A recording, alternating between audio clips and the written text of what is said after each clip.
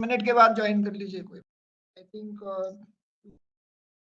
you have received the training schedule. So it is not a 10 days, I'm sorry, it is 20 to 25th. That is today to Saturday. It is 5 days, 6 days training program, right? So welcome you all. I am Dr. Sanjay Vaksare, Additional Director, Indian Academy of Highway Engineers. Very good morning to everyone. We will start the technical session very soon. Before that one, I would like to just praise you about the training program. Am I audible?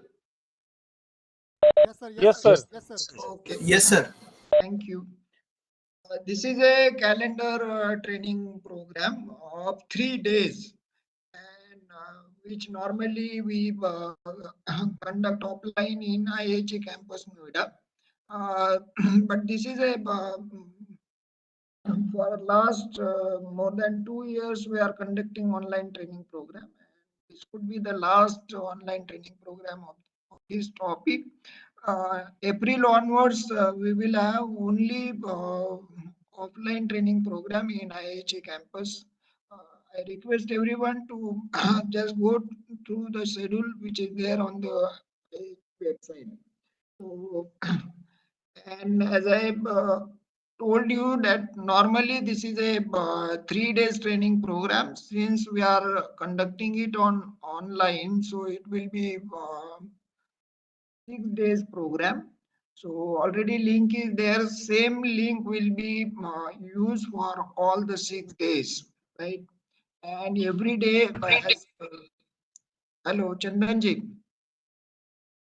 uh, same link will be used, and we will open the link at 9:30 a.m.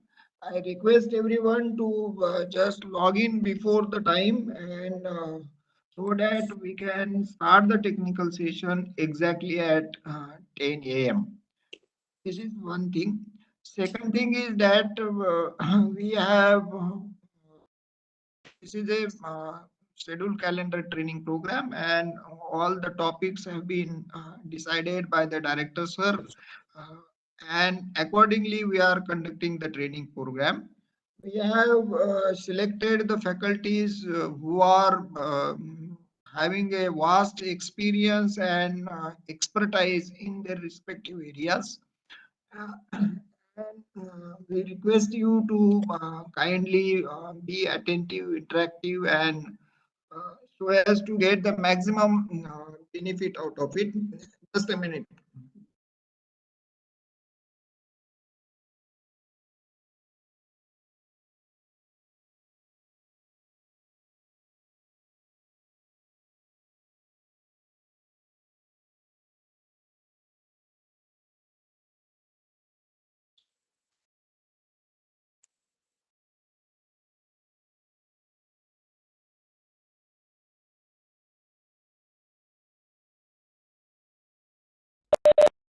Visible, sir.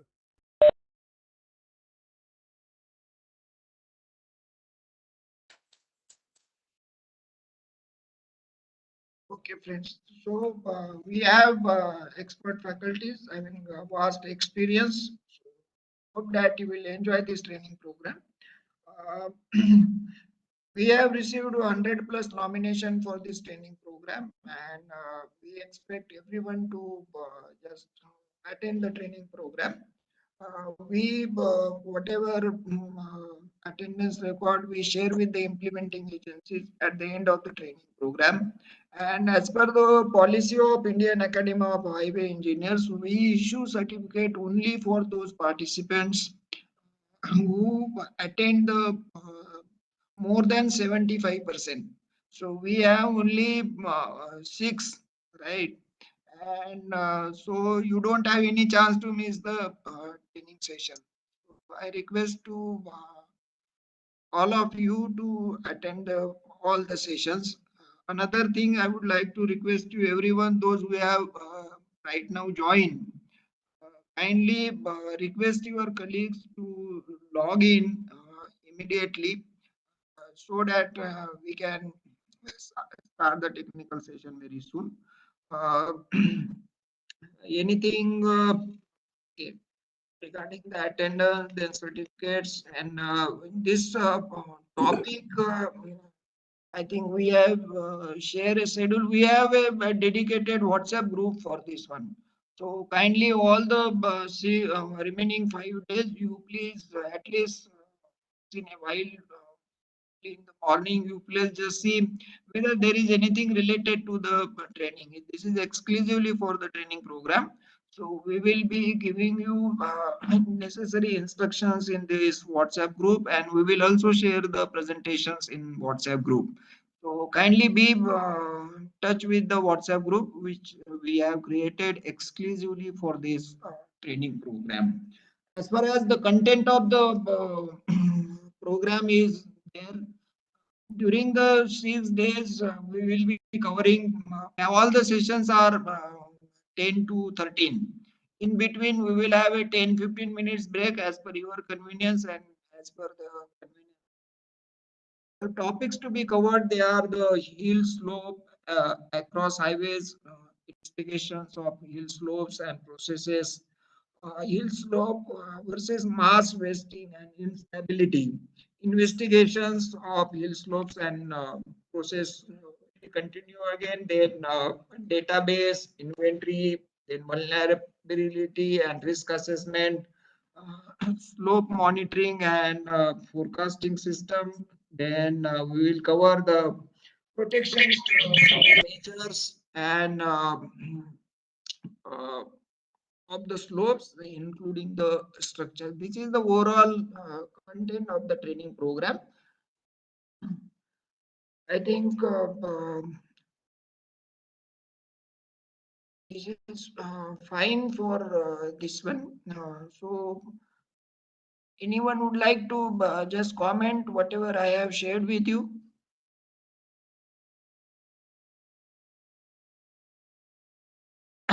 Friends, if there are no comments, if you have any expectations, specific requirements, you kindly share with us so that we can convey to the respective faculties and go Sir, through. जी can we बताइए sir. get the presentation, sir? Whatever the presentation. जी जी.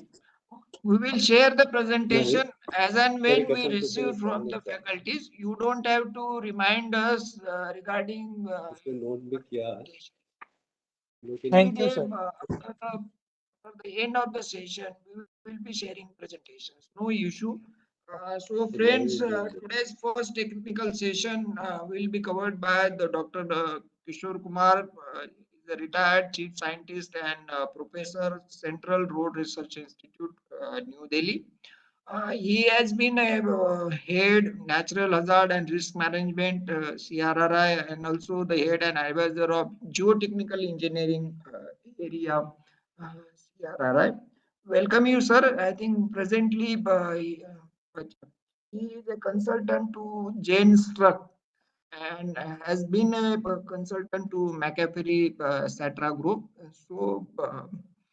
Welcome you, sir. Very good morning, and it is over to you for making today's presentation. yeah Thank you. good morning Sanjay ji good morning to all friends who have joined from different parts of the country and from different organizations but I was looking on the organization who have joined today so all of you have very vast experience on working in hilly areas. So this makes not only my, but all of the people who will be sharing their thoughts with you very sort of easy because all of you will be able to understand what we are talking about. So I guess my presentation is visible to all of you. Yes, sir. It is visible. Yes, sir. Visible, sir. Yes, Visible. sir. Visible, visible. Visible, sir. Okay. Okay. So Visible, sir. I'll be just going to my laptop and then closing my video now.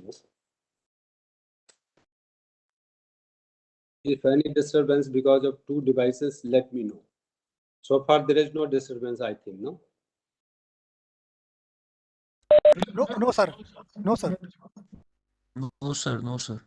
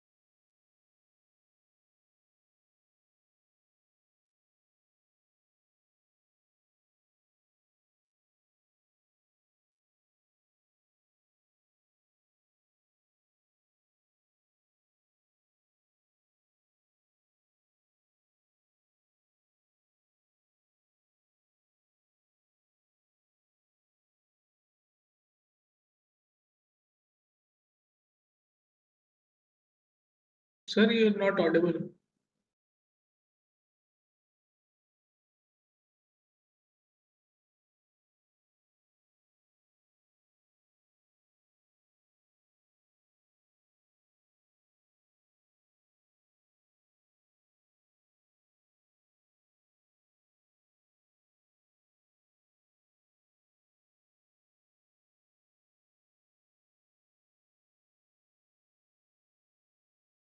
Am I audible now?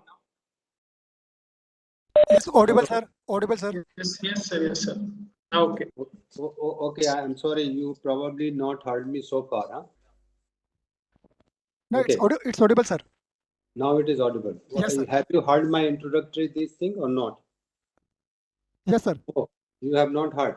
Okay, thank you very much for giving me. I was telling such a topic which is very important in the sense that whatever we construct in hilly areas, it is the slope in question which have to take care first.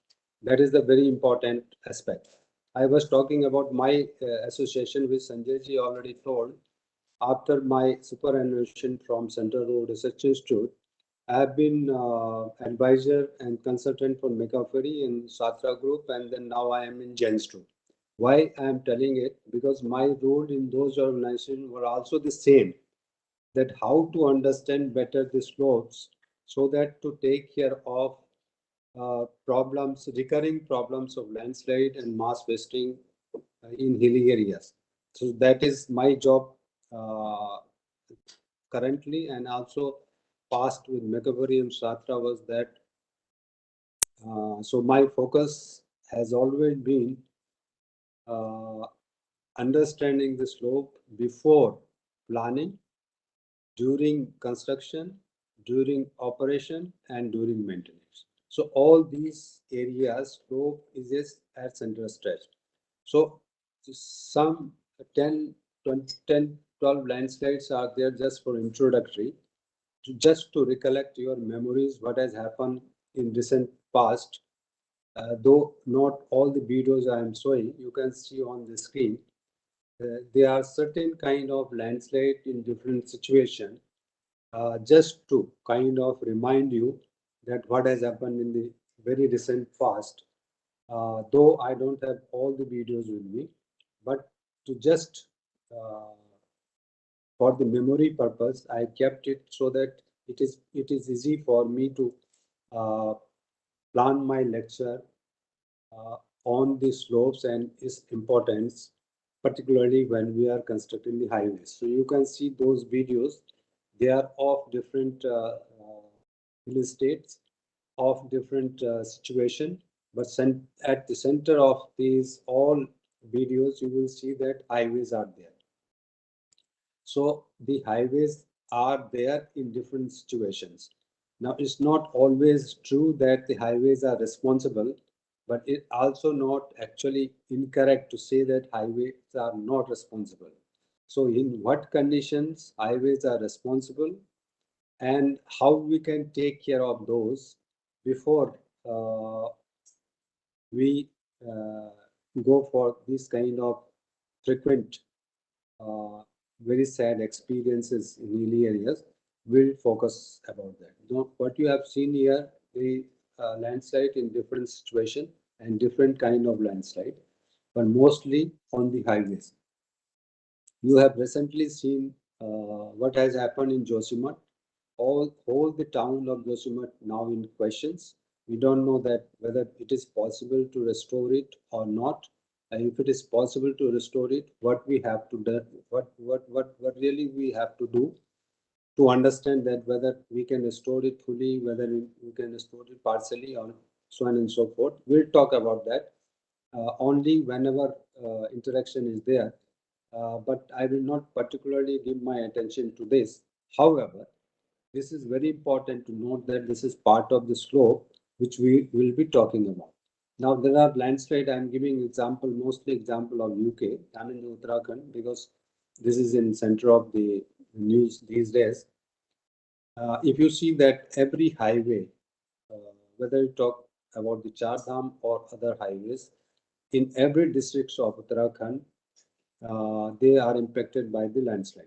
And to say that all the hilly areas, particularly Himalayan states, whether you talk about Himachal, J&K, Uttarakhand, northeastern, all state of the northeastern region, including Western Ghat, Eastern Ghat, all these hilly areas are impacted by landslide. Particularly if you talk about the Uttarakhand, we have 5, 6, 4, 2 landslide depending on the highways per kilometer, which are troublesome landslide. I'm not talking about routine landslide, troublesome landslide. So we have landslide in northeastern region, for example, NS39, NS31, NS29, so on and so forth. Right? We have landslide of seismic origin, we have landslide of rainfall triggering as a main factor. We have some landslide of repeated nature which are there for decades, 3, 4, 5, 6 decades, and they are still occurring. Why they are occurring, we will probably touch a bit of that as well. Now, as you see on the screen, the casualties because of the landslides are also increasing year by year. Now, this is a worrisome picture for all of us, particularly most of the uh, incidences of unfortunate killing of the people are also linked with the highways. So that's a really a worrisome picture for all of us. This is Uttarakhand, that is Kedarnath tragedy. You might have recollected this, what happened in 2013. More than 5,000 people killed, but it was not killed because of the tragedy in particular place. It was because the havoc has happened up to around 100 kilometer downstream of the terrain, and because of that, these all casualties has happened.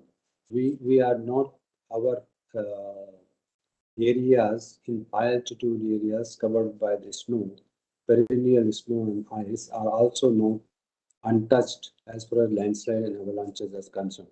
Now there we have very good areas which are, I mean, normally not impacted by the landslide. For example, in Deccan Traps, Western Ghat, Eastern Ghat, this is one of the example of Mumbai-Pune Expressway. They are also impacted by the landslide. Why they are impacted, we'll talk about that. Now, that was bit introduction to just so that everybody comes into kind of action mentally to hear me now. So I am now in the action of actual lecture, and that is highway infrastructure, which we plan in hilly areas or even in plain areas and everywhere, has certain kind of indices. That is the safety of highway slopes and its infrastructure. Now we are talking mostly about the highway infrastructure. Let us now begin to talk about highway slopes and infrastructure is adequately managed at all time. Now all of you are highway engineers and engineers working on the highways will agree with me that we don't often talk about highway slopes. I mean, whether it is in our highway development policy or whether in the field we are working, we always concentrate on infrastructure and we leave the highway slopes, which we otherwise cut and which are otherwise required to be stabilized all the time, we leave them. So safety of highway, not only infrastructure, highway slopes are also to be adequately managed. The highway is not only disaster resilient, we have to ensure that, but also ecological and environmental friendly. Now, this ecological and environmental friendly term now for around 5 to 10 years has come into picture more uh, aggressively because of the impact of the climate change on the people directly, on their infrastructure, on their uh, environment, so on and so forth.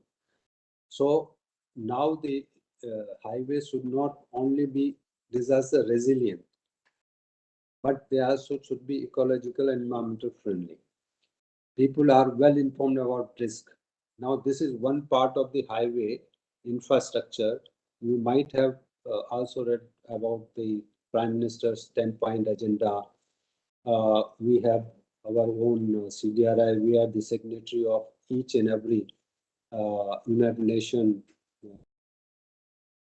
policy documents on the climate change and environment and disaster and so on and so forth, and sustainable goals. So risk is a part of infrastructure. During the construction, we have to adequately understand the risk because of the construction of the highway, during the construction of the highway, and post construction of the highway during operation period. How to know that risk? We will talk about that. Understandable guidelines are provided. We have to ensure that not only to the people who are working, but the people who are, not the people who are initially planning, constructing, but the people who are operating and maintaining, we should have the guidelines to understand that how to avoid the risk. Now, to how to avoid the risk means we have to identify the risk before. And the risk from means risk from the highway slopes, that is from landslide or any other mass movements, for example, rockfall and so on and so forth. So we have to identify that risk to reduce the likelihood of risk. How to reduce it? If we have already identified the risk, how to reduce it? And the consequences of risk, therefore, whether to reduce or to avoid the consequences of risk. If we cannot avoid the risk, at least we are we able to avoid the consequences, to monitor the risk. If risk is there, are we monitoring that, or are we having certain kind of people or department or organization who have been given this task to monitor the risk and sound the early warnings? Are we having that? So these are the things which a planner or a person who is responsible for constructing should have adequately underlined and uh, described in the DPR itself, in the DPR state itself. So this is what now we started talking Honorable Gadkari ji started talking about the inferior quality of DPRs. Uh, I won't say that inferior quality because we have a kind of system. So somewhere there are systematic gaps which we have to fill so that these all things what I am telling are addressed during the DPRSA itself. Now, since my focus is on the slopes and you all are working on the slopes, so there are, I mean, it is a layman's language. One can understand what kind of, whether they are convex, they are steep, they're convex, so on and so forth, slopes are there. But each type of slopes, what we see in the nature on the ground has different kind of meanings. So, for example, there is a mainly convex erosion drill versus these are the slopes which on top of the hills, most of the slopes on top of the hills, whether they are flat or domal in shape, dome shapes. So there mostly you have these rills, gullies, and seatwas, so on and so forth kind of erosion. When we go down, due to whatever reason, if we have less vegetation or we don't even we have dense vegetation. For example, in northeastern region we have dense vegetation, but their weathering and erosion is very high. And because precipitation is very high, so infiltration is very high also. So over the year, if we don't, I mean particularly the highway slopes, if we are not able to maintain the slopes along with the infrastructure, we will certainly get the landslide. Do you know one thing that we have all to understand is that anything which is on the hill or anywhere will decay one day, will gradually. So these are the gradual degradational processes, which sometimes not because of the highway construction. So they will certainly come down. They will tend to come down and create all those kind of problems. So therefore, we have to be all the time vigilant. We have to have certain kind of uh, options during operation where we can maintain, monitor the slopes as well. So these are the slopes which are different kind of slopes where you have in lower position, you have mostly erosion. In most downstream, you have deposition. In central stage, you have transportation, and in top, you have weathering, mostly weathering. So these are the combination of slopes. I'll not talk much about it, otherwise I'll lose most of the time. This is very important. When we prepare the DPR, we generally talk about the vulnerability assessment or assessment of probability of landslide or susceptibility of landslide or zonation, hazard zonation, so on and so forth. These are terms which have been used if the DPR is prepared having vulnerability in mind, which unfortunately so far I have not seen many DPR which talk about these kind of things. But this is the holistic terrain which shows all component of the slopes, whether it is hydrology, geohydrology, landslide, infrastructure, slopes, geology, so on and so forth. Now, understand, if I am constructing a highway cutting these slopes and I have the prior knowledge about these components and their interaction, you can easily understand that the uh, construction of the highway will be much more holistic, riskless, or if any risk, we will be able to foresee the risk, we'll be able to monitor the risk, we'll be able to prevent the risk, so on and so forth. So key is that the slope components, whether belonging to geology, geohydrology, any probability of mass wasting, uh, any kind of, for example, vegetation, drainage, weathering, erosion, mass wasting, so on and so forth. Any component on the slopes and their interactions are, if during the DPR stage, worked upon during study of vulnerability assessment in the particular slope, then highway construction becomes much more robust, disaster resilient, ecological, environmental friendly. So slopes, you know, I find it into that detail that slopes are generally forms.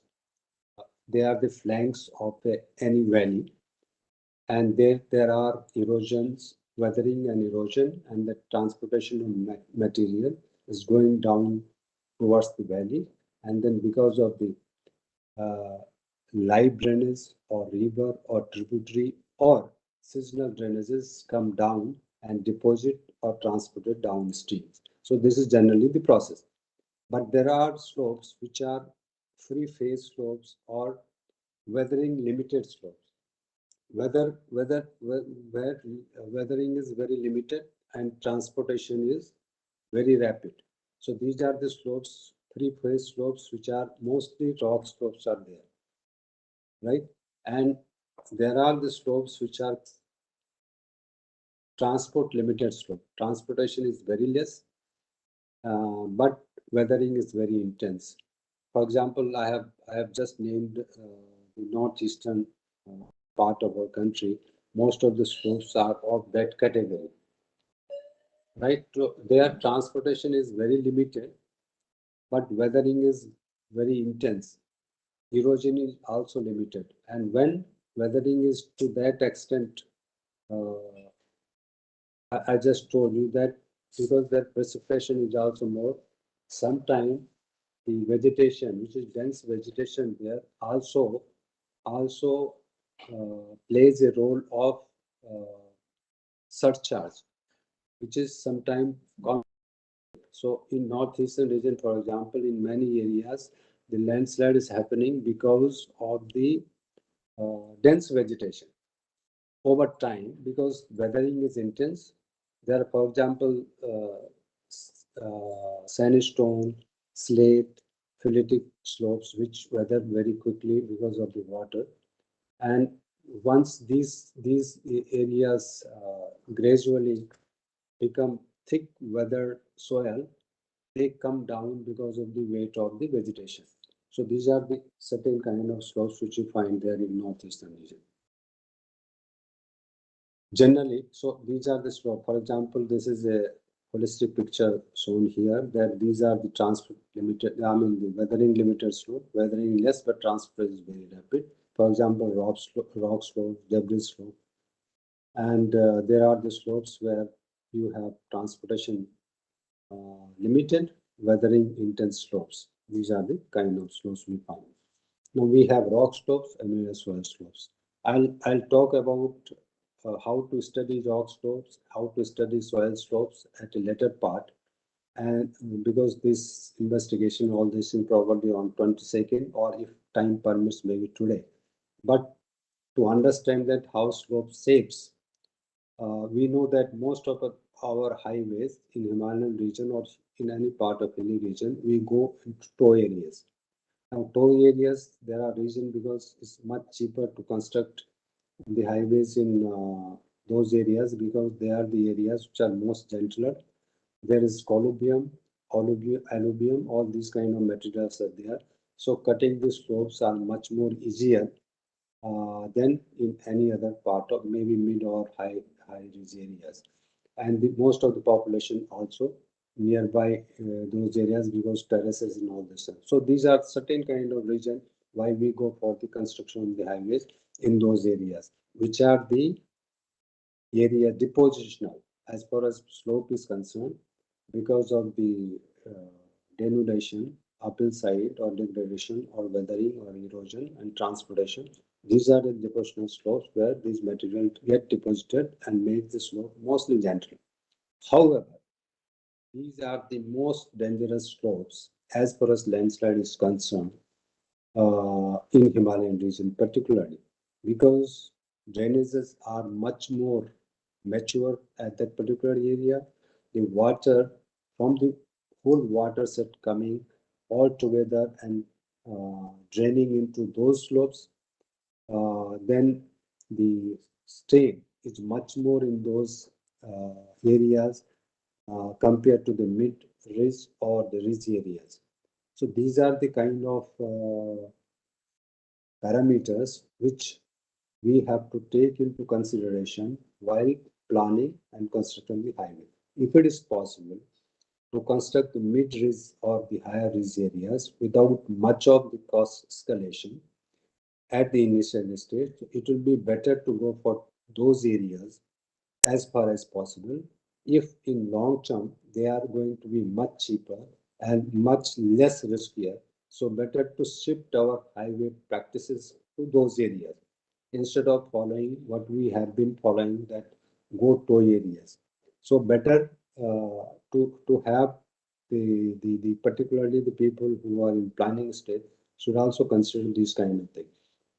Now one more thing I would like to point here is that probably to me that so far we do not have the kind of technologies to evaluate the terrain holistically, and therefore going by the contours we always used 1:50,000 scale map, and therefore we did not have that kind of opportunity to assess the terrain and evaluate it holistically. But now we have technology like drone, lidar. We have very good resolution satellite data available with us, which sitting in the lab itself, utilizing GIS and remote sensing technologies, we can give the alignment with thousands of iterations, the best alignment and then verify in the field, which will tell us, giving all these kind of components feeded into computer, for example, the slope angle, geology, drainages, even density of populations, any parameter, engineering, geological engineering, hydrological, all parameters can be fed in and a holistic alignment can be selected. So this what probably I'll suggest, and you have to carry it forward to that way, because most of the highways are suffered because of the landslide in those areas. Now there are soil slopes. Now soil, as I told you, that soil is because of the weathering of the rocks, and it is a material transported from the uphill sides. So there are residual soils, as I told you, in the slopes where they are vertical, I mean the convex slopes, when weathering intensive slopes. So residual soil you will find. You will find talus, colluviums, moraines, or glacial material, alluvium or loess. So depending upon the source of the material, they are classified. So different kind of material, different kind of properties, particularly consolidation as far as is concerned, of all these slopes is far less than compared to the rocky slopes or natural slopes, right? So what we really have to understand, I'll talk about investigation in different part. I'm only concentrating on the kind of slopes. So that investigation, how to investigate soil slope or rock slopes, we will talk about that definitely. Then you have rock slope, soil slope and debris slope. Now these are the debris slope. What I was talking about, alluvium, colluvium, moraines, glacial, so on and so forth. So debris could be moraine, glacial debris, and in high altitude areas, high Himalayan valleys, all these material what you see are the morainic material. They are glacial material. They are comparatively less consolidated, more porous, and more sensitive to sliding because of their gradual loss of cohesion, because fine particles keep on moving away, because they will be covered with the snow for some time, and then melting of snow will lose all this fine, and gradually they will become loose. We have the considerable part of the highways on those areas, in high altitude areas in Himalayas. And we have to be very careful, because most of the highways are suffered because of these morainic valleys. Do you know They are very small rivulets in peace areas. Peace means when there is no snow melting or any season, they look to be a small rivulet, a line of drainages. But they are very dangerous when there is a snow melting or any season. They come with huge kind of material and they devastate the whole areas. And this is happening time and again. It happens every year in almost all part of high altitude areas. So this is what another slope. Now I was talking about the components. So these are the component of these slopes like lithology. What kind of material you have, the geological structure, whether the jointed, faulted, folded, fractured, these kind of material, these kind of structures are there. Morphology, what is the type of slope, what are the processes on the slope, whether drills are there, gullies are there, crest, cliffs, concave, straight slopes, so on and so forth. Hydrological surface or underground water, drainages, streams, springs, then aspect of the slope. Aspect of the slope is very important in hilly areas, whether it is northeast, north, south, east, west, which aspect of the slope. This is generally seen with respect to the sun. So you have certain slope with a wet slope, you have certain slope with a dry slope. So you will find dry slopes and wet slope intensity of landslide is also different in those areas. So you have different kind of flora, fauna, vegetation, slope types, whether valley slope, mountain slope, glacier slope, morainic, alluvium, colluvium. That's what I was talking about. So these are the component on each slope which have to be mapped before the construction of the highway. Now, whether we do it or not, this is what learned people like you have to know down whether we are doing vulnerability assessment or evaluation of the terrain, let me say, because many people say, what is this vulnerability these people are talking all about? So, are we evaluating the terrain before construction of the highway?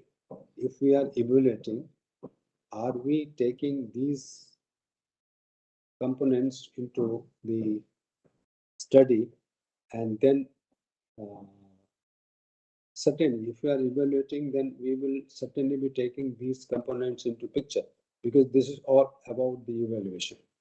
And if we are doing this, there is no reason we should find the kind of landslide which we are finding today on the highways. There will be much more less landslide if you understand the terrain and accordingly plan and construction. So generally what is happening, we know you might have already gone across these kind of things. Particularly, I tell you that people who are from northeastern regions, their studies on these aspects are much better. So they can understand this, what I'm telling, much straightforward way than probably in northern part. Northern part we have, unfortunately, I also belong to the northern part. We don't have, now we started of course, but we don't have this kind of studies to that depth done. So what is generally, I told you that these components. So these are basically conditions. These are conditions which are internal means extreme intrinsic condition means they are natural. They are already there, which are not in our hand to change there.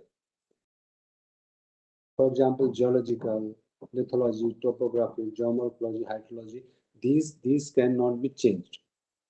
Now, because if you have a geology or geological map and geomorphological map, you compare both of them, you will find that the geological structure are the, responsible for formation of the kind of geomorphology is there.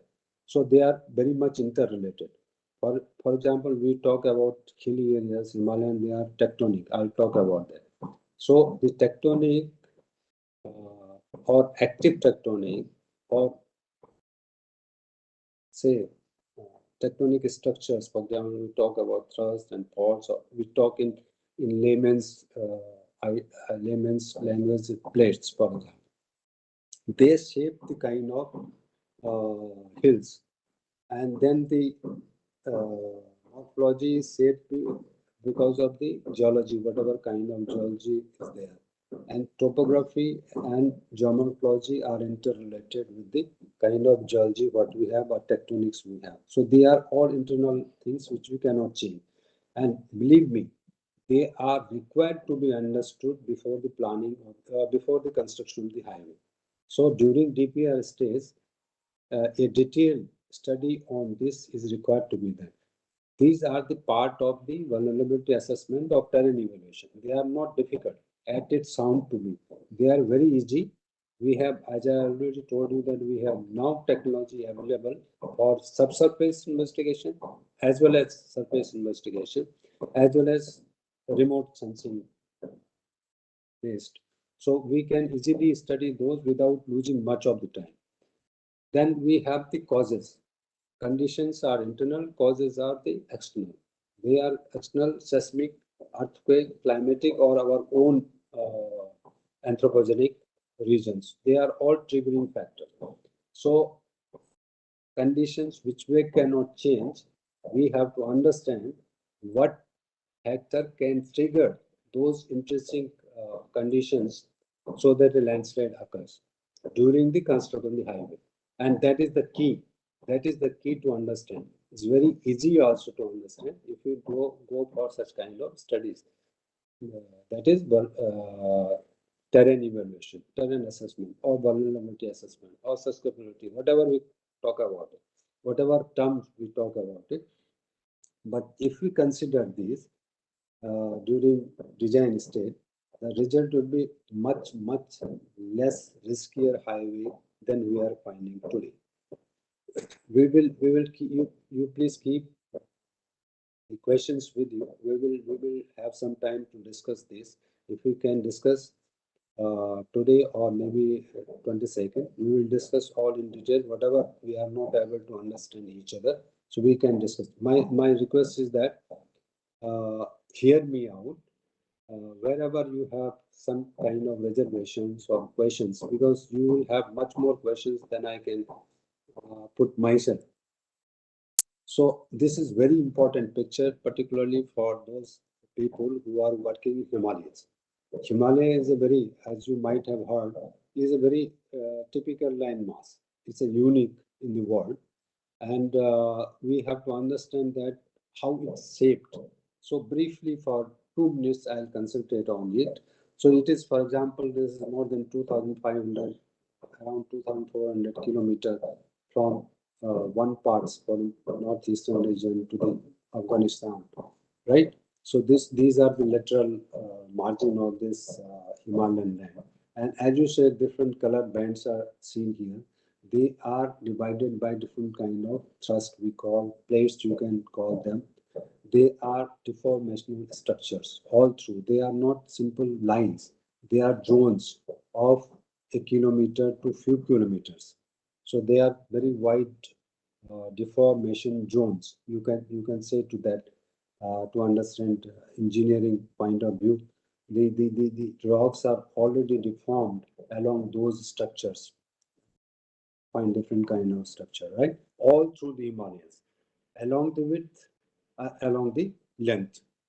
Though intensity of deformation may be less or more depending on the kind of areas, but they are all through deformed, and therefore, and then as you see that if you go from, for example, you take, for example, Rishikesh, which is maybe 500-meter elevation or even less, to say Badrinath. So this is around 3,000 plus meters. So that kind of elevation difference is there. So as we go up, right, we meet with the different kind of lithologies when we cross one structure over another. So, for example, these are the Shivaliks here, Rishikesh, Haridwar, that is we call in geological language lower Himalayas or sub-Himalayas. So there you will find slopes are comparatively less steeper.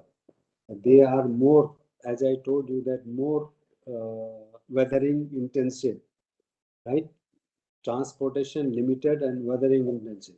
When we go up to the lesser Himalaya, for example, higher Himalaya, from 1,000 meter up, to 2,500 meter or so, we find different kind of rocks, different kind of vegetation, different kind of lithology, different kind of hydrology, everything different, right? And we find here gradually weathering limited and transportation dominated slopes. There transportation much more and weathering is less, erosion is more. And gradually when we go up and then higher Himalaya, as I told you, then you find the morainic or glacial slopes and so on and so forth. You have rocky slopes, for example. There they are weathering, erosion, and as well as transportation oriented slopes, very high hill areas, right?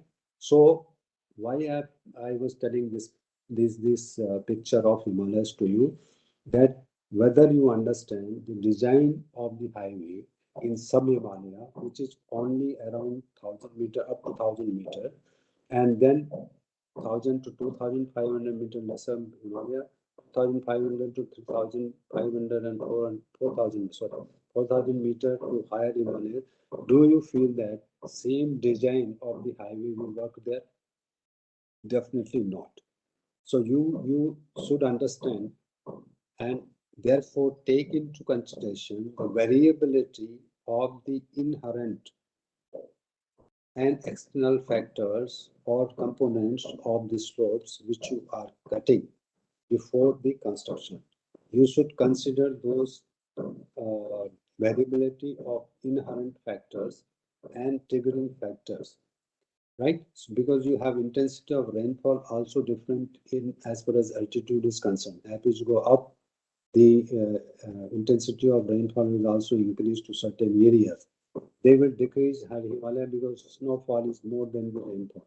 So these considerations should be taken while designing. Though you may have to do a little correction, but if that correction is not done and same stick is followed everywhere, it will not work.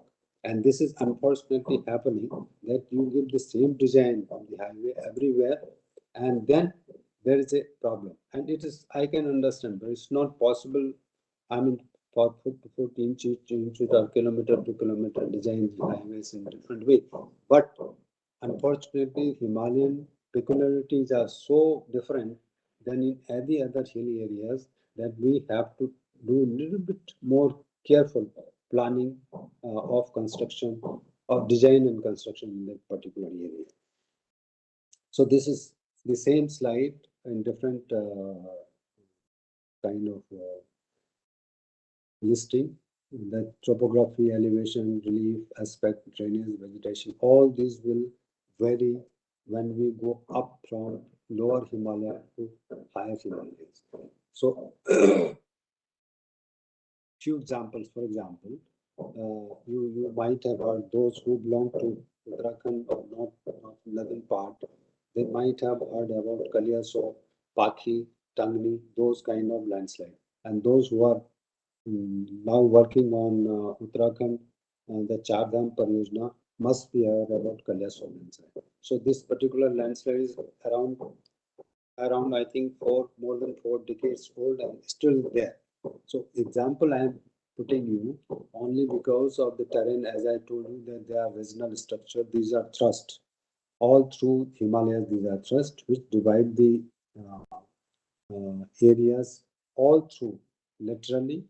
Uh, these are the deformation structure, and apart from that, there are many subsidiaries, fault and thrust are there, which are generated because of these already available thrust there due to the earthquake, due to the seismic events, right?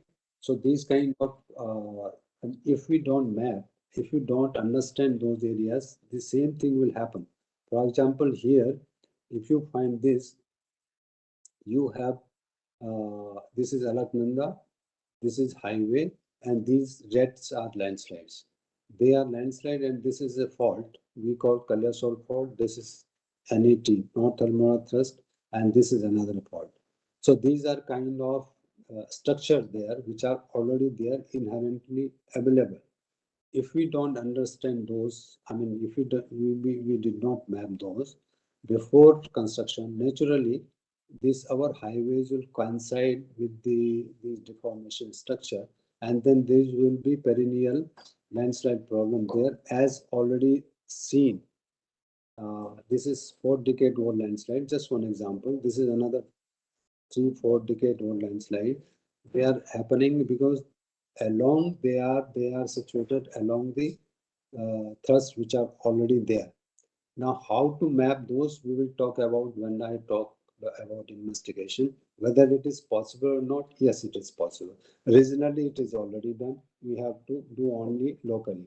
Locally means during the preparation of DPR. No much work is there except involving the multidisciplinary people. And in so far, I mean, as I understand, mostly multidisciplinary people are there. But unfortunately, this geological background kind of things so far taken as a formality. As I can understand and see most of the things, they have so far been seen as a formality. Just report is there, that's all. They are no way linked with the engineering and engineering design on the ground. So we have, this is now high time to understand these kind of things and then have the holistic approach of investigation, design, planning, operation, and maintenance, where you have multidisciplinary people involved so that all these consideration which you are talking can be taken during the planning. Now we have intense climate change. Now that's already knocked our door. You all know that what is happening in hilly areas, the frequency, everybody knows. I mean, this not because we are telling, but this is known to everybody. Now the intensity of, for example, cloud burst is increasing, floods are increasing, landslide are increasing. Certain study we have done as it has shown as the decadal cloud burst versus decadal year, they are increasing as you see there. Accordingly, landslide intensity is also increasing, frequency is increasing, density is increasing. However, rainfall quantity may not be increasing, but the distribution, days of distribution of rainfall which happened earlier, it changed. Now rainfall is not that frequent, but whenever it is happening intense, very heavy rainfall, and that is what damaging actually the highways, and then is causing the landslides if not careful construction is done understanding the slope. One example is that we have done a small study in Uttarakhand again, where you find these dots, these are all landslides. Small or big landslides are there. And then you can find the same picture of Himalaya here. And you can find here that these are the kind of events of the rainfall, these circles, and accordingly these are uh, these big extreme events are there. So extreme events, as we go by, they are increasing. You know, the frequency is increasing year by year, and we are accordingly getting then more landslides and more event of the floods, as you see here. And then I told you that when you go from lower Himalaya to upper Himalaya, here you find this is lesser Himalaya, which is I told you 1000 to 2500 meter and above, where you have a different kind of lithology, where you have transport intense and weathering limited slopes are there. Unfortunately, these are the areas more exploited, and therefore we have more number of landslides. We'll talk about this when we talk about the investigation. Now we have in high altitude areas. This is Dr. Bhandari sir has prepared this initial slide. I have modified this. So there we have melting of glaciers, formation of glacial lakes, burst of glacial lakes, sudden flooding. Now this is very important for highway engineers who are involved in design and construction of highway altitude areas, because these things are very frequent now. You might have already been in knowledge of what happened in Joshima, that rainy lake, and there was a kind of rock fall burst or glacier melt or glacier burst uphill And then there was a rainy lake formation and so on and so forth. That hydropower have damaged and so many kind of things has happened. Still, we are telling, we are linking what has happened. Then it's also what linking with what happened in Josimat. Many people are linking to that. Whether that is fact or not, we will come to know when investigation is done. But these are the uh, things which are very frequent in high altitude areas. So when we design the highway, in those areas, we have to take care of these kind of realities. They are now not bookish knowledge, they are the ground knowledge. And therefore, we cannot avoid these. I told you that most of the valleys are full of morainic deposit, glacial deposit, and they are one of the most dangerous deposits when snow melt and rainfall comes. They come very violently and they destruct everything on their way. And therefore, we have to be very careful. We have certain example of such kind of uh, landslide for 3-4 decades there in high altitude Himalayas. Probably when we will talk about the investigation, I'll give some thought on that.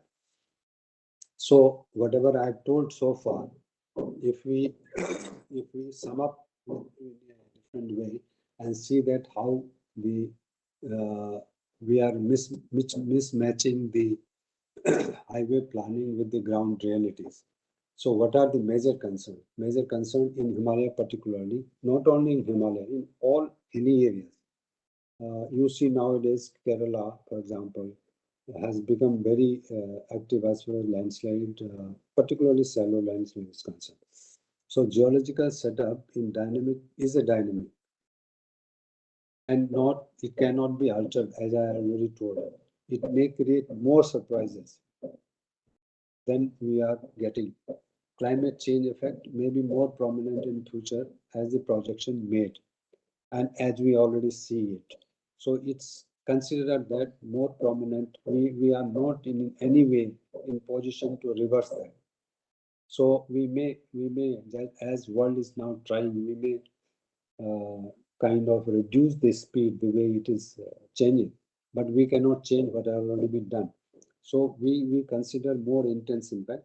Rainfall variability and trends as so far we understand are changing towards the worst. We have to consider that. Temperature as projected further increasing, therefore snow melt and all these floods and avalanche will come. We have to consider that. So proneness to flood, earthquake, cloudburst, landslide, avalanche accordingly increasing. So if our highway is having same kind of approach which had earlier, we will get disaster results. Therefore, the planning design has to be according to the changes on the ground. What I have discussed has to be considered during the DPR stage. If you don't consider those realities, we will face all these kind of problem more intensely than what we are facing today. And I should say that present dispensation is very aware about all these things, and certain changes are already, thanks to all you people, that on ground some changes are already seen, and the awareness amongst the professional is now very good compared to say few years back. So this is a very good thing for our highway design, construction, maintenance. So if we consider those kind of things or accept those kind of things, then we can have a planning, investigation, design, construction, operation, maintenance, all in a better way.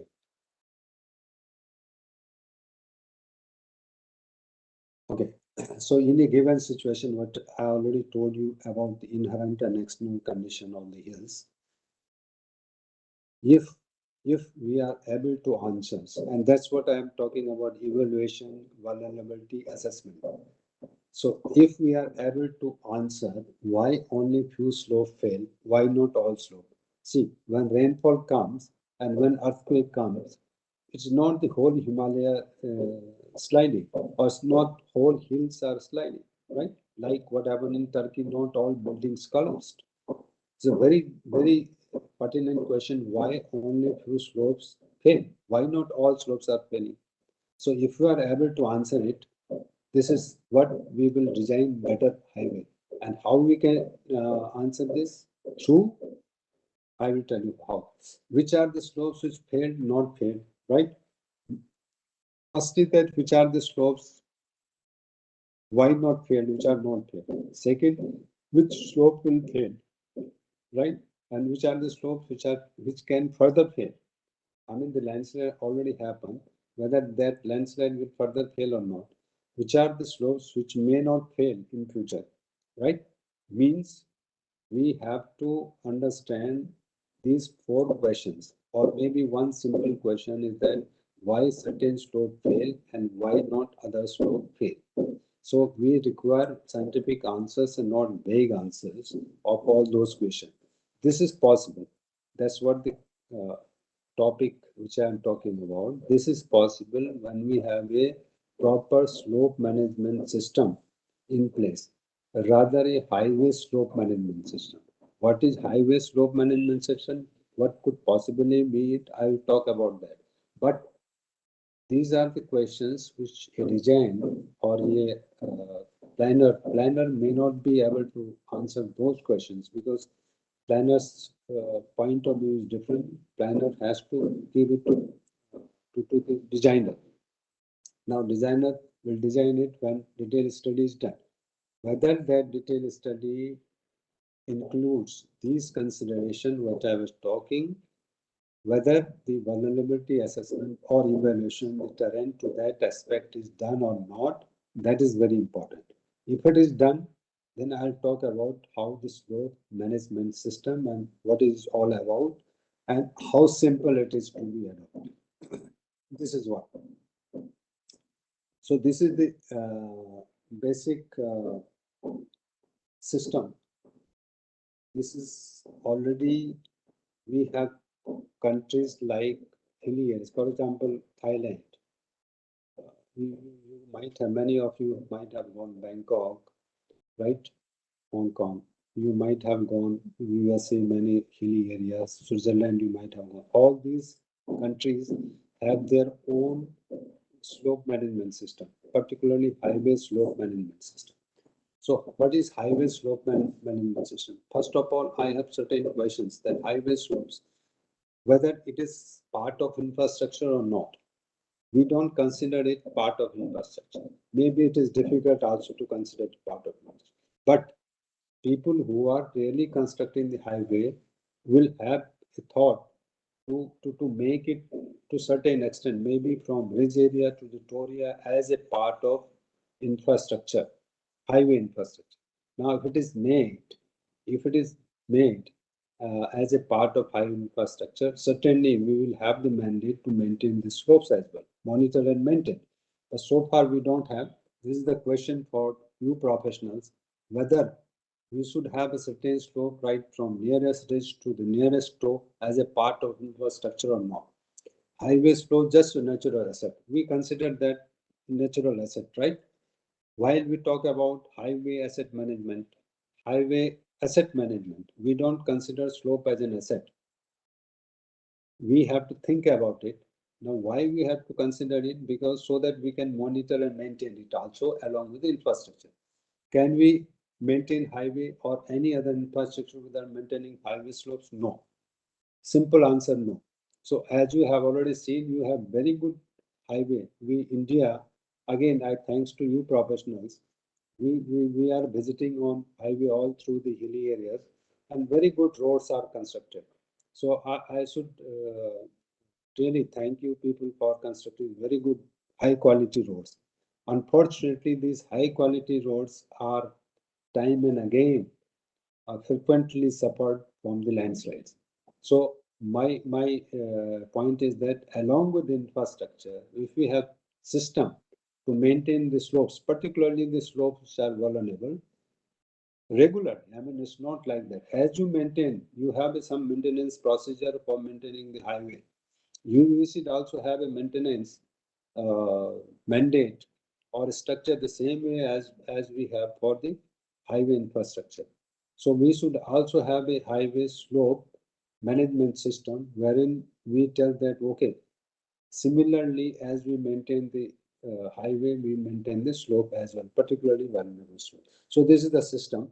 This is already implemented for long years in Hong Kong. For example, these are two components: slope information system, slope maintenance upgrading system. So inventory of the slopes. This is very important. The database and inventory I'll be talking later part. But this is inventory of any thing. Database of anything is very important. As you know that the strength of the data, as we now understand, any data you talk about, right? Any data, and this is very important, particularly for highway or highway slopes. It's very important to have, for example, landslide. If you don't have the database of landslide, what database gives? Actually, database of any landslide or every hill areas gives us not only the what has happened in the past, but also gives us the probability as what could happen in the future. Therefore, database is very important for anything.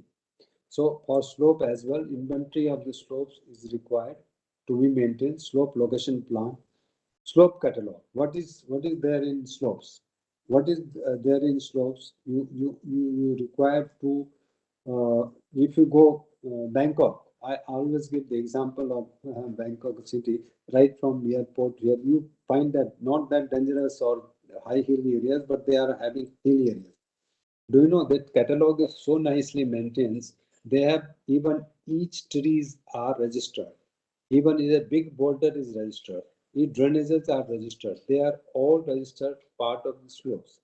And so meticulously maintained. So anything happen, it is known immediately because this is they have the online kind of system.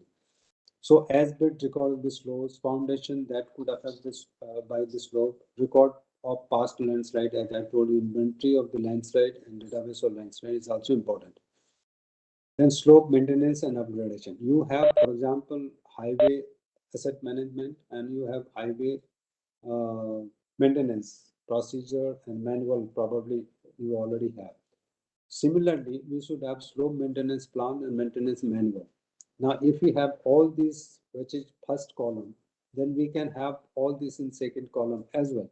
Slope maintenance plan and maintenance manual, you have, for example, highway manual is there.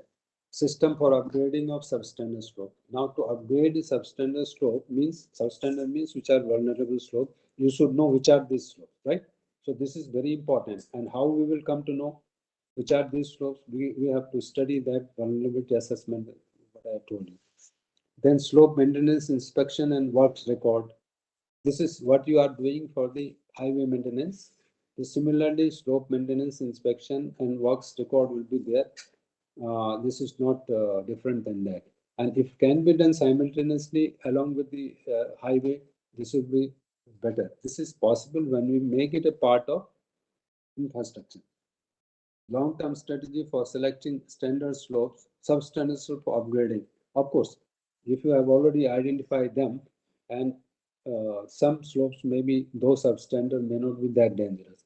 You can then define that whether this upgrading has to be done immediately after some time, or maybe you give some kind of interval depending on the how substandard slope, how risky they are, right? But they have to be identified accordingly. Their maintenance plan or monitoring and maintenance plan has to be uh, given. Computerized system for manage the maintenance. As I told you, the example of Bangkok City or Hong Kong, Thailand, Mexico, many these countries already have their system. So this is all computerized, right? So you come to know if even a boulder slips a few centimeter or meter, you will record it immediately and it will be known to everybody. Everybody's desk, what is happening on the slope will also be there. Landslide hazard information system that we attempted that when I was in CRI. To some extent it was done, but later on when I left, probably it is already now discarded, not working. Nobody is working. highway slope management and forecasting. That's what the part of the slope. So if anybody would like to, this is already okay. Maybe after 10 minutes we'll have a break for tea. Do you agree with me? Hello. Yes, sir. Yes, sir. So, Yes, sir. so after 10 minutes we'll tea break. But okay, Right, sir. Yes, slope sir. slope manage. Also okay. What I am telling are able to catch this all. You are able to catch it up. Yes, sir. Those who are from highways are able to catch it up, or I am telling blah Yes, blah blah. You are not able to understand. Okay. I see Rahul Kumar Singh ji. Yes, sir. Are you able to catch up what I am telling? Yes, sir. Sure, sir. Thank you so much. I see Ajiduddin Ahmad ji. Ajiduddin Ahmad, Amit Kumar ji, Amit Sehwal. Right, sir. Are you Namaskar, able sir. to catch up me? Sure, sir. Okay, thank you. You please, all of you can, Anupriya ji, whosoever is hearing me, please be ready with their questions. Maybe because I'm telling very fast, it's a very big area to talk about in 1.5 hours, 2 hours may not be. मालूम है। That's why I'm little bit in hurry. But please keep your questions, not only if you are not able to answer the, I mean, you are not able to ask me right now. You can ask me anytime through mails and mobiles and all, no problem. So this slope management upgrading system, it has the component like slope maintenance. I've already talked about it. Sir break कर ले sir, tea break 50 minute का sir. अभी कर लें नीरज जी, अभी कर लें। हाँ सर, अभी कर लेंगे सर। अभी 11:20 हो रहे सर, मैं 11:30 को ज्वाइन कर लेंगे sir. Okay okay okay okay okay sir.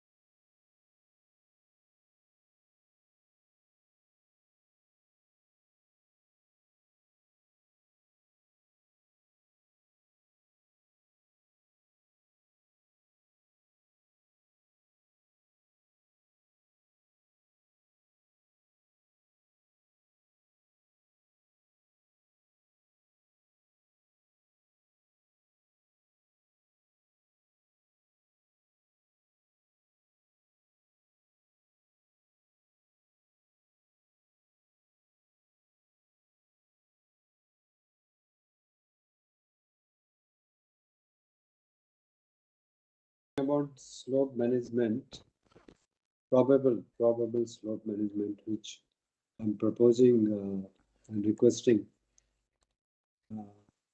MORTH people to include in the road development policy actually.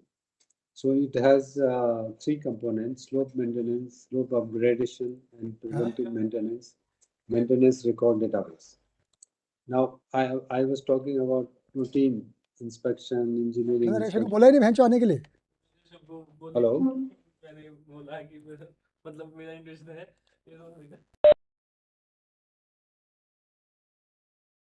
Hello. Yes sir, continue sir, continue.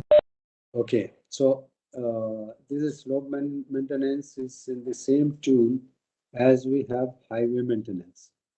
So there is nothing much different than generally you do for highways. Slope upgradation and prevention or preventive maintenance. Here, of course, this depends on how you have, whether what I was talking about, inventory, catalog, all these things you have done or not. So for development, a scheme of upgrading. Upgrading what? Upgrading of substandard slopes. So substandard slope means they are vulnerable slope. Vulnerable means degree, whether they are low, moderate, or highly vulnerable. Accordingly, you will define how to develop the scheme or what is the time to which you have to upgrade those kind of stuff, right? Appropriate quantitative risk assessment technique for relative ranking of road sections for improvement, including landslide risk and relative needs. Now, risk could be calculated qualitatively or quantitatively. For calculating quantitatively, we should have the information of temporal about the landslide, probability of landslide, time, we particularly should have, which is because of the lack of database, we are not able to get there. But we can have a probability, spatial probability that and probable time as well, that for example in rainy season where rainfall intensity is that much x y or z quantity, so this landslide may happen. So that probability, or we call that susceptibility of landslide, the probable time as well as place is known. That way, qualitatively, risk assessment can also be done because element at risk means, for example, highway. Other than highway, if any things are nearby, any elements are nearby, so we can also record those elements and then involve in the risk analysis. So qualitative, if a landslide happen, which will be the areas impacted, how far it will go, and so on and so forth, that is qualitative. For the time being, when we don't have much of the data with us in the temporal variability mode, then we can go for qualitative or semi-quantitative risk analysis and then understand that which are the area which will be impacted, whether it is highway or if any population is there or any petrol pump, this and that and whatever. Note the possible disruption to the traffic and safety out road. If a particular event or probability of a particular event is already known, then possible disruption to the traffic or safety to road user can also be identified. Prioritize the slope for upgradation. As I told you that, but you have to identify the slopes, which are the slopes were susceptible, vulnerable, or substandards, right? And then you have to prioritize accordingly. So integration of maintenance program with upgradation. And then maintenance is your routine maintenance. As you maintain the highways, you maintain the slopes. And then along with that, then you have to couple the program of upgrading the substance. Warning signs should be erected at, okay, that's needless to say, that probably is being done so far. So maintenance record database. Now, this is very important because you also maintain the record database of the highways, probably which when you maintain the highways. So similarly for the slopes also you have to have the record of the database. So why it is required, we will talk about that a little bit in detail in few slides. So this is to organize every construction applied in the roadways, new construction, maintenance and repair. Detailed items such as cost, schedule, design figure. This is same what you generally do for the highways. So what really is coming out of this proposed highway slope management is that the disaster result, what it results in the disaster resilient highway. Of course, because you have already identified the vulnerable areas and you have already made the plan for upgrading those. So there will be no landslide or there will be hardly any landslide or there will be frequency of landslide much less, right?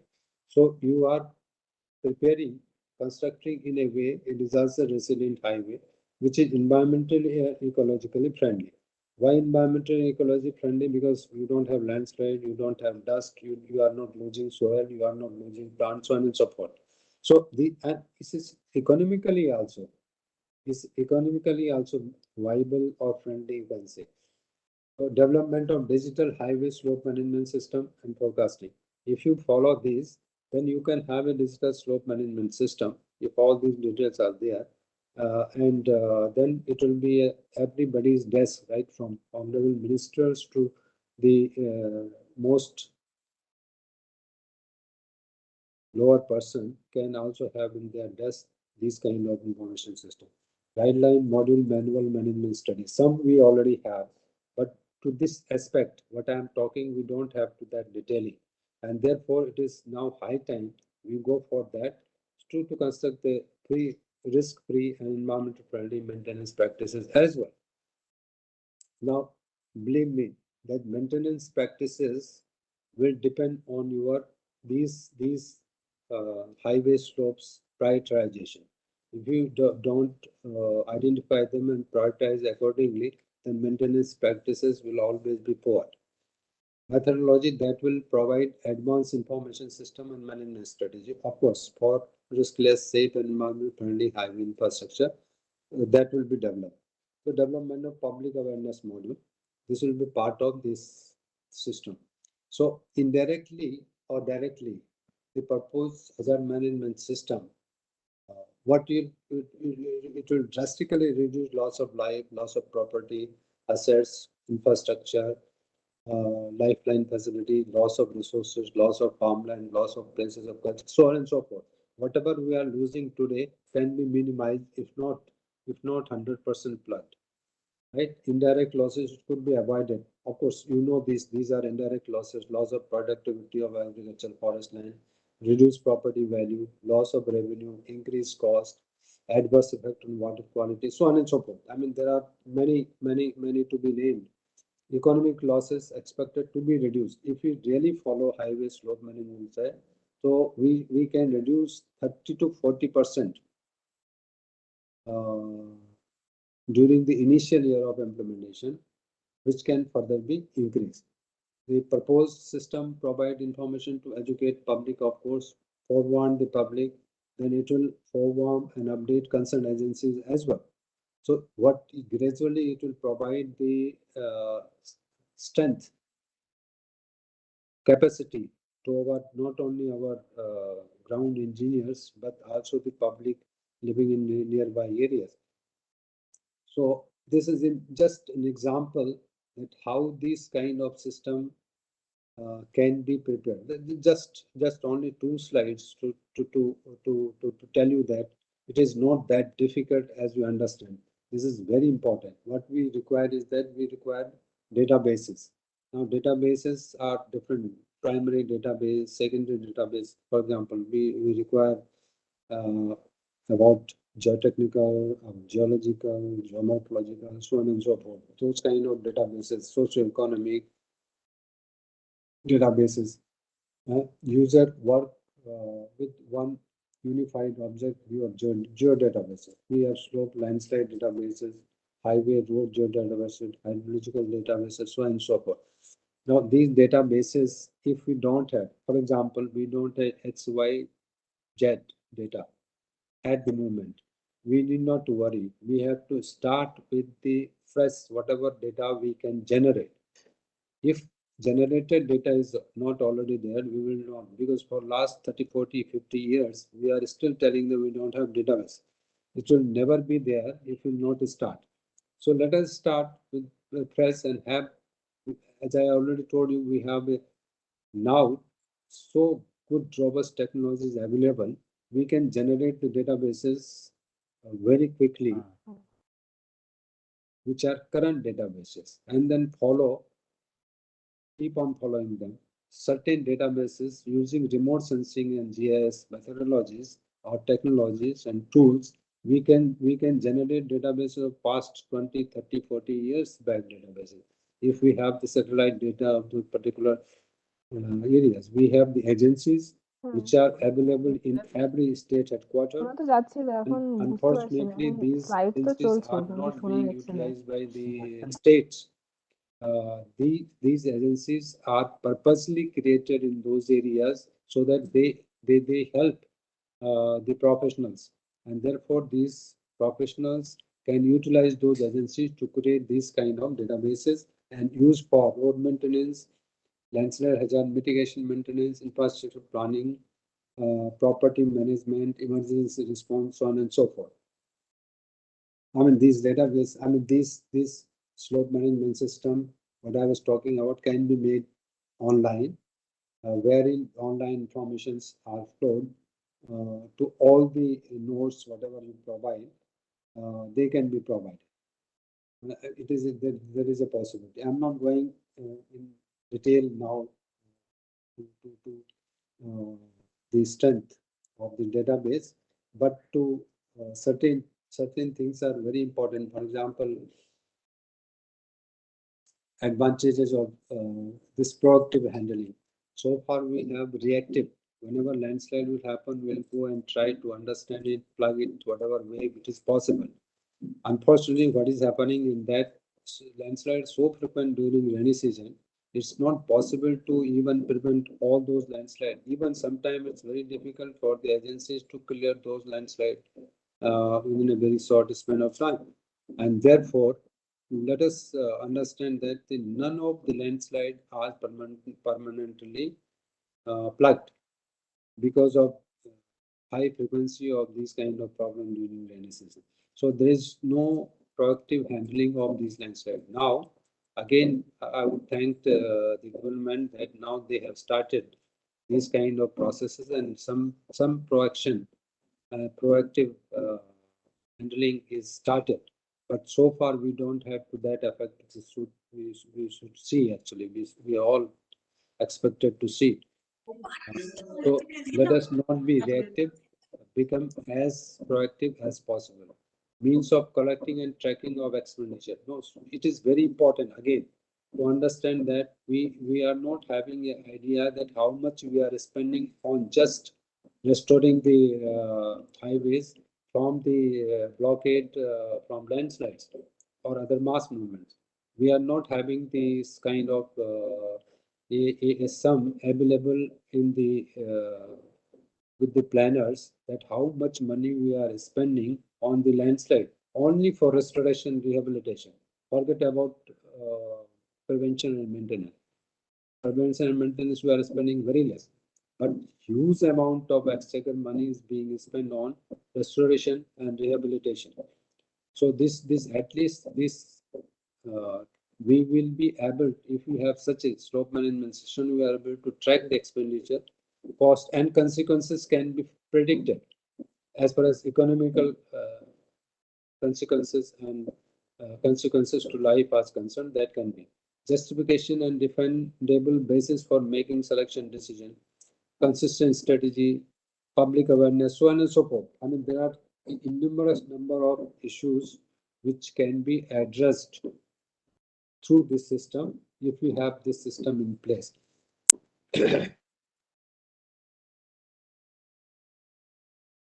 Okay, this is all I've probably talked about. Now, these are the countries actually which already have this kind of different kind of system. For example, highway road plaza rating system, slope rating system. We have certain system. Probably Dr. Bikram Gupta have a lecture on that, and he will enlighten you about what system we have. Unfortunately, whatever we have, this scale is a problem because whatever we have, mostly we have 1 is to 50,000 scale.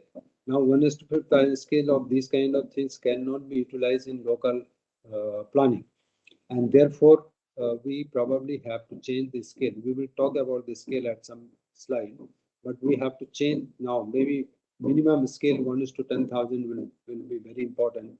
For example, at least whatever kind of rating system or susceptibility mapping we have. But whatever we have so far on academic lines. We are not implementing whatever we have. We have certain guidelines in IRC as well as in BIS, which we are not following on the ground. So better whatever guidelines we have, they have certain deficiencies, but doesn't matter. At least whatever we have to utilize them on the ground. So these are certain landslide susceptibility mapping. I told you that in northeastern region, 1 is to 10,000 maps are mostly available. And there what susceptibility analysis, what they have done is much more robust than in any other areas. And they are also following in certain. So these all examples what I have given on the screen are belonging to mostly northeastern part. So they have this and they are utilizing also to some extent this kind of thing. So probably we have to replicate whatever they are doing. Though this is also not. I'm talking about slope management. This is not slope management. They are just identifying the slope based on the probability of uh, a hazard, not temporal probability or not even continuous upgradation of these things has not done. Slope management gives you uh, continuous as you upgrade the highway, as you upgrade the slope, as you maintain the highway, as you maintain the slopes, kind of thing. So they are part and parcel of the slope management. This highway management. So this was my tea, but okay, we have already taken tea. Now I'll give you example. Instead of talking about bookish things, I'm working on a landslide in Himachal Pradesh right now. Still, that landslide study is not over.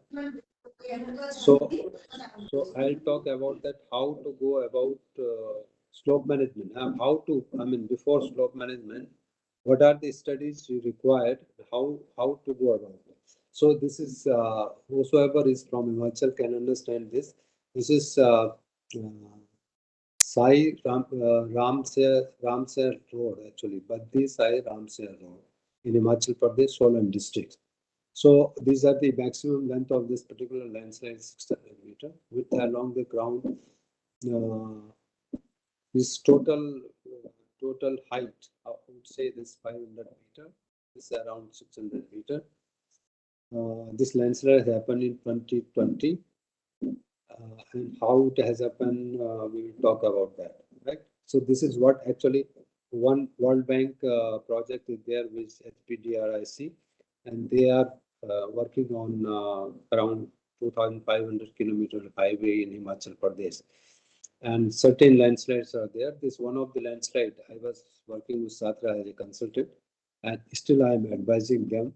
So this was the particular landslide. What is required for a landslide? I'm talking about a single landslide now, right? On the highways. So if you have this kind of typical landslide, what is required to be done? First of all, you have to go for, we will talk about desk study, right? So that we have to go for historical account. Whatever historical knowledge we have with us, we have to go for hunting that knowledge where from is possible to dig up that material which gives insight about what happened in the past. As I already told you, the database or what happened in the past is very important to understand what will happen in the future, particularly when we are talking about the terrain on the landslides. So anything happened in the past, if it is known, it is very uh, possible that we may be able to understand what is going to in the future. Therefore, this is very important. So what we have done, as I already told you, that we have fortunately now the technology with us. We have remote sensing satellite data with us. Google Earth is already there. So this is what just an example of Google Earth, where from 2020 landslide happened, and we have traced back to 2002 to 2020 these images, and then started comparing them. Then when the problem has come and why the problem has come. So as you see that we go around 4 year gap is 2 to 2 6. There's not much change actually on the terrain. As you hear, only because of the seasonality, sometimes there is no vegetation, sometimes there is dense vegetation.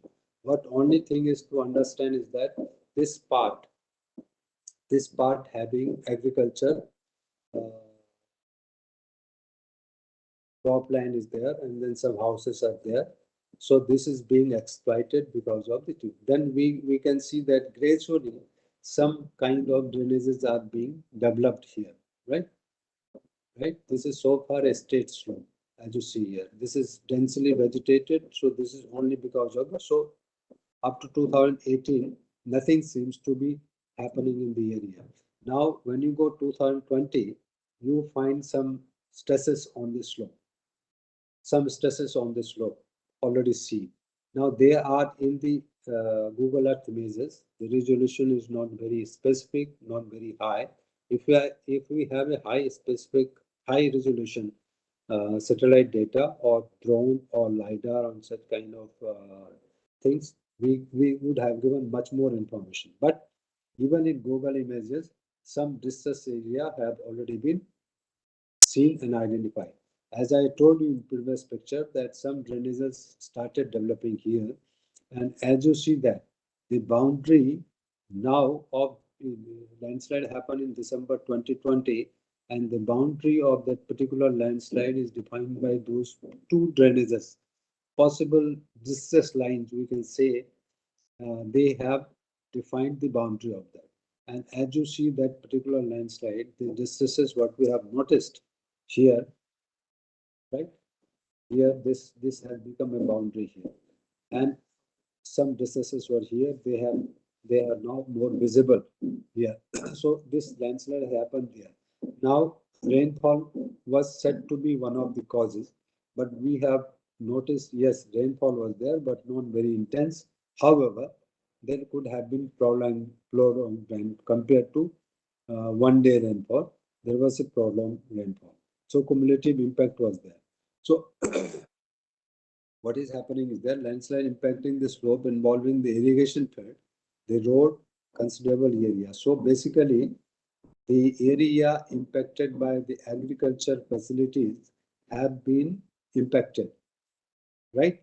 So sliding has been probably linked to these kind of things. As we go by the history of this particular landslide, there are no other uh, visible causes seen on the ground, and rainfall has been the triggering factor. Then we will talk about geology and all these things later on. So there is a clear indication of the impact of agricultural activities, road construction, and deforestation, coupled with fragile geology, poor drainage. And this geology we'll talk a little later, but it's a fragile geological formation. What we have done, we have again taken the available satellite data and prepared a digital elevation model particular area, and then taken a drone picture of our side, drone survey we have done, and then done the topographic map of the particular area. As that post landslide, the area has become much gentler, which were steeper then. This is the indication that how much area, if you draw a cross section, you will be able to understand how much land area has been displaced from which part and where it is deposited, right? So this is the picture which shows that the most of the slope has become gentler compared to the area where there was no landslide. Now this is the part of the uh, investigation which will give you a very good robust slope management system if you follow it. I'm just giving an example of the landslide which I am still working, right? So what is required, that we have to characterize the slope, characterize the slope which has already failed in this case, but we can also characterize the slope which has not failed, which are likely to fail. But I'm talking about the area which has already failed.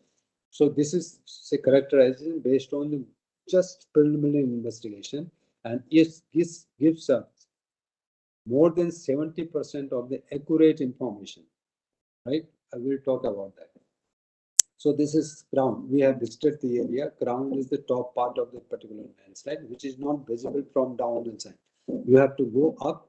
You have to have trekking and see those kind of things. So you can see these crest are there, right? The cliffs are there. The steepest part of the ground part is the cliff, and there are not one cliff. There are many cliffs, and this one another one which is continuous here. That is the contact of a rock. This is basically a rich kind of area which is formed by the massive sandstone, and this is also though sandstone, but this is highly friable and fractured part of sandstone. So there are two lithologies, the contact of which it goes by this, and from here it has slided. I will further explain to you later. So we have characterized the slope. This is the all through, as you see that these are the cracks, developed all through the area. And here, however, these not only cracked have been developed, this area has been sagged. Now, sagged means when this sagged topography develops, when deformation takes place gradually. I mean, slowly, sorry. It takes place slowly. This is a massive landslide. Had it happened with the great movement, this would have caused demolition of this place completely and this place completely, and even this place completely. But unfortunately for these people, this slide has happened in the night without any kind of movement or even vibration in those buildings, because it has happened very slowly, gradually. We were told that in the evening, around 4, 5, I mean, in hilly areas, people go into houses quickly. So after 5, 6 o'clock, there is no movement on the road as well. And morning, they have seen everything is vanished. I mean, the road is vanished. So all, if it happened in the night means 4, 5, 6 hours, 7 hours, it was moving. It was moving very slowly. So this kind of sack topography happens when you have this kind of slow movement, and this massive cracking of the area happens only in such circumstances. And this is one of the indication of circular deep-seated kind of movement, no shallow movement, it's a deep-seated. So when we have characterized the slope, we characterize this way, that where is convexity, where is sack topography, where are tension cracks, where is subsidence, where is movement, so on and so forth. These are the then we have uh, compare the whatever we have seen there with the mosaic topographic photography, and seen then, for example, this rock ridge area. So there were two kind of movement. One, the rock from the rock ridge area, there were tearing of this, there is mass. Downhills are around 20 meter, 20 meter along this ridge, and around 20 to 40 meter downhill side. Like, so two kind of movement, one this side, one is downhill side. So whole mass has moved like this. So basically movement started this way, is teared off from this mass and then came down here like this. Right? This road, what you see, that this is reconstructed just on the debris. It was this road 40 more than, see, this is the road. This is the traces of old road here, moved from here to here. So 40, more than 40 meter has moved. So that kind of movement was there, right? So what we have done is, in preliminary investigation, we have identified the features on the slope and characterize it right from top to bottom in different parts, and seen then what are the kind of lithology, what is the impact of those lithology on this, if there are any water seepages, what is the impact of water, so on and so forth. So most of the area when we have gone there was wet area. So we could find that it was, I mean, not 2, 3 months after the rainy season, so that wetting is still was there. But we have not, except one at this particular area, we have not found much of the visible seepages there. However, in most of the slope was wet.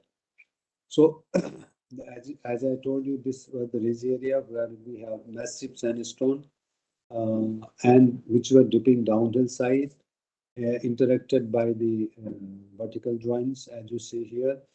And in this area, though it is also sandstone, highly fractured and friable sandstone was there.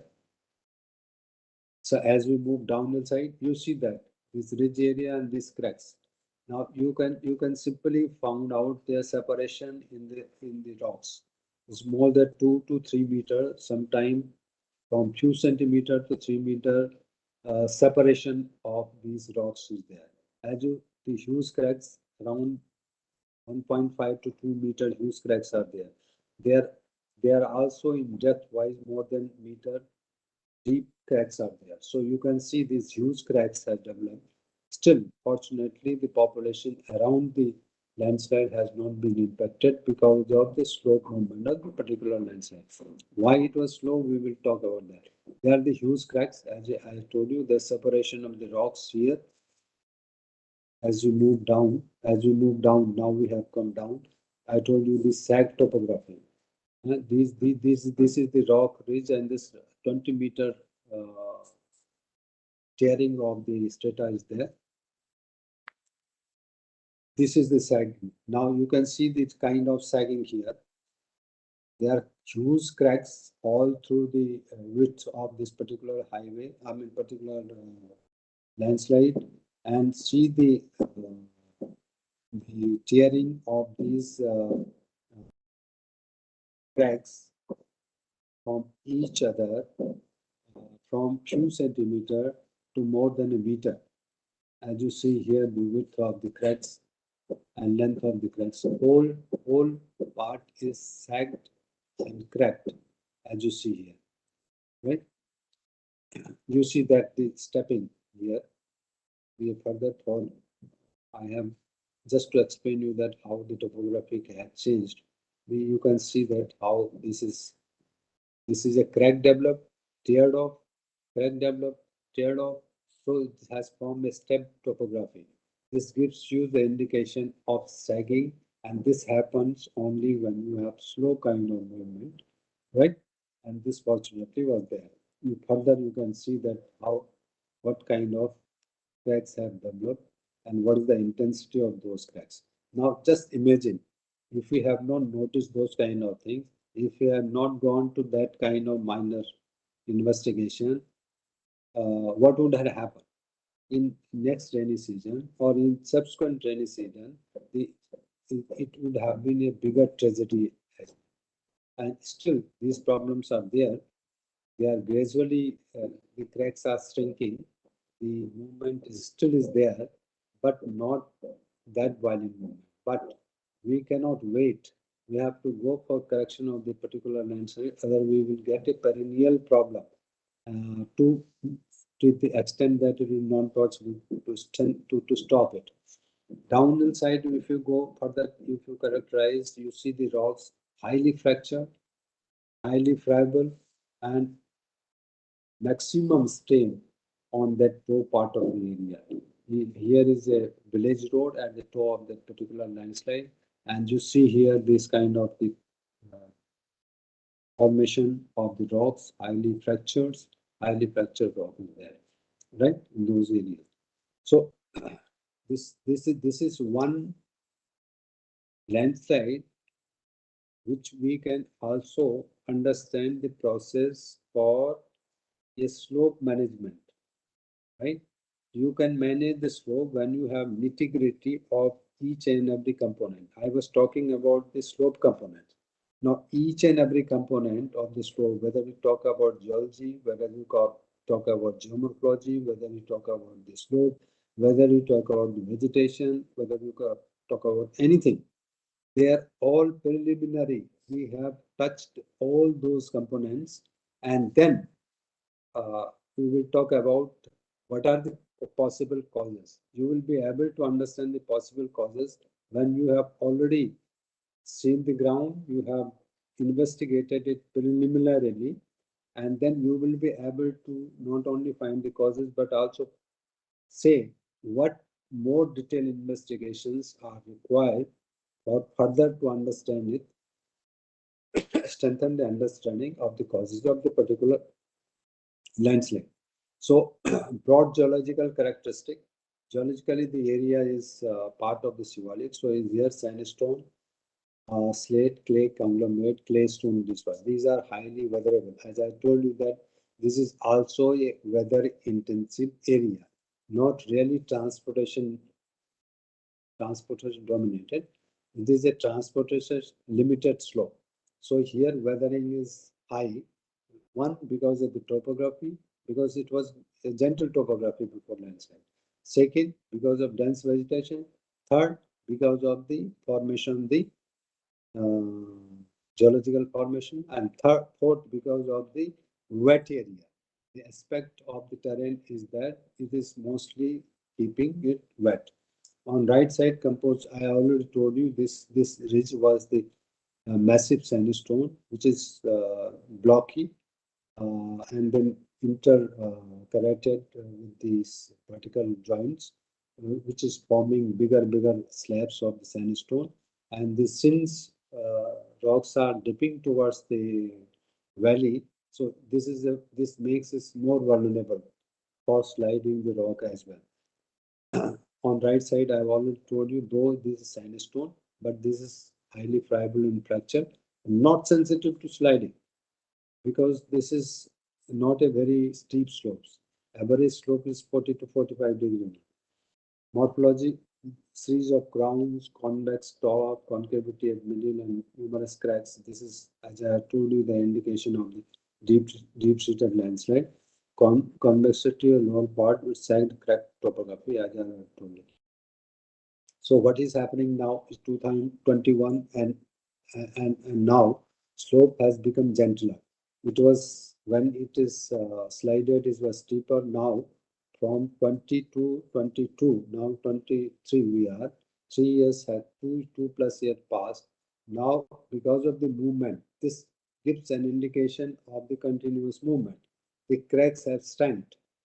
So, compared to what we have earlier noticed, the gaps between the cracks has strength. So it is still moving, but slowly. Major deformation unlikely in future.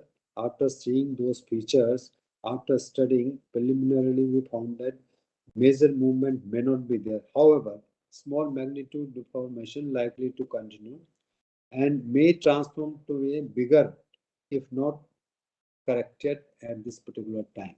So we have to correct it. Then we have gone for, as I told you, for drone mapping compared with the satellite map which are already available. Then we have compared the DEM as well. We have gone and have these longitudinal profiles and then compared those profiles before and after, and then it has confirmed our kind of preliminary investigation how the slide has moved. As you see here, this has been straightened instead of concavity. This slope has straightened. Here convexity has increased and concavity has increased. Right? This is because of the sliding. Then what we have done now further, because it's 2002, what 2003 May, what we have done, we have again done the drone survey and found some changes on the slopes. What are those changes? One, it has become gentler one, right? Second is that we have very nicely this DEM has given us the indication that all through the boundary of that particular landslide, the slopes are steeper compared to the middle part which has slided. Now, wherever you see this gentler slope, this is a sliding mass. This is all sliding. Wherever you see the steeper slope, they are still intact. And when you go to geological map, I'll show you, these are the rocky strata. So what it gives an indication that the rock, this slide is confined between the boundary of the rocks. The slide is surrounded by the rocks. What it indicates that certain part of the slope was already having a thick debris in it, and the part of the slope, as you see that this particular part of the slope was exploited for the agriculture and some settlements as well. This part was comparatively gentler before the sliding actually. So this was already a part which will having a portion of the slope with overburden. And this has all come from our minute preliminary investigation, which has been confirmed by the detailed investigation. Right? So this is as far as rock is concerned. I was telling that there is a probability of the sliding of this rock mass in future. Why this was required? See, the particular point is that I was telling you that on ground, though in most of the DPR, you might have noticed that there is a portion of geology, right? So geological details are though not given in that detail, but geological report is given. But there is no link of that geological report with the engineering design at all, right? So, I mean, sometimes we surprised that why this at all was required. So what I'm giving you the details here that that these nitty-gritties are required so that design also given according to the geological structure there. For example, where you find this ridge, and then we said that is dipping towards downhill side, toward the valley side, and these dip joints are interacted by the vertical joint, two vertical joint of different orientation and magnitude, and they form the big kind of slabs or blocks. They might get slided along the bedding plane if not contained in place, and therefore this kind of studies minutely is very important for a specific landslide. You cannot do for whole terrain, but where landslide already happened, you have to do for such kind of landslide these kind of studies, and then design the remedial measure accordingly, right? So this is what detailing. This is same detailing can be produced in different way, wherein you have a cross section and then you produce the kind of joint sets along with the kind of geology, how the joint sets are interacting with each other, what kind of blocks they are forming, and what is the possibility of those blocks to fail. This is possible through this way as well, and accordingly you will design, right, to contain these kind of black blocks which are already formed because of the interaction of three joints. How to hold them on this floors forever.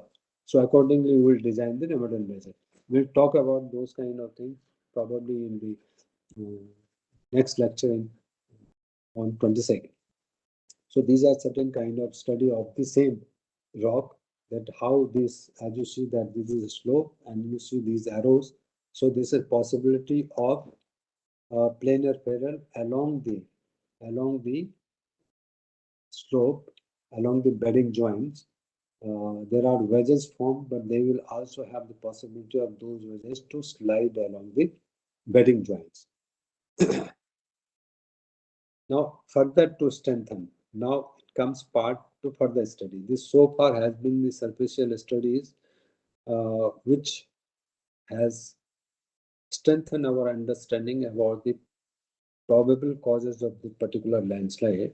But further to strengthen and do the stability analysis, we required certain kind of subsurface information as well. So we have done in selected locations some boreholes, and then boreholes were done. We found that after 3 to 7 meter, the rocks have been encountered, though they have been soft rock, but rocks have been encountered. And 6, it was continuing with the same kind of rocks. The borehole was done up to 7 meter only, not below that, with rocks were continuing in a similar way. Though the RQD was very poor, except in moderate to poor, except in few cases where it was very strong, mostly poor. So it was a soft rock. It's a sandstone, so it is soft and weather intensive. So that was done to ascertain the kind of surface information. So we have all this engineering property of soil and rocks for doing the stability assessment was done. Then one more thing was done. See, in these typical landslides where you have population involved, where you have highway infrastructure involved, you have to do the study should be foolproof, so that all the things are properly done and you have the almost 100% understanding of, though in nature is very difficult to get the 100% understanding, but to that extent you have to try as closer as to 100% understanding of what has happened, what could has happened, and what may happen in future. So what we have gone for SRT as well. This is seismic refraction test, and we have gone up to 30 meter. That's that up to 30 meter span. I mean depth. It can go, and 150 meter in one go along the length. It can measure. So as you find, it is again coinciding with the boreholes. Boreholes generally done to check the efficacy of each other. So this is done to check the efficacy of the borehole. Boreholes are done to this, and they are supplementary to each other.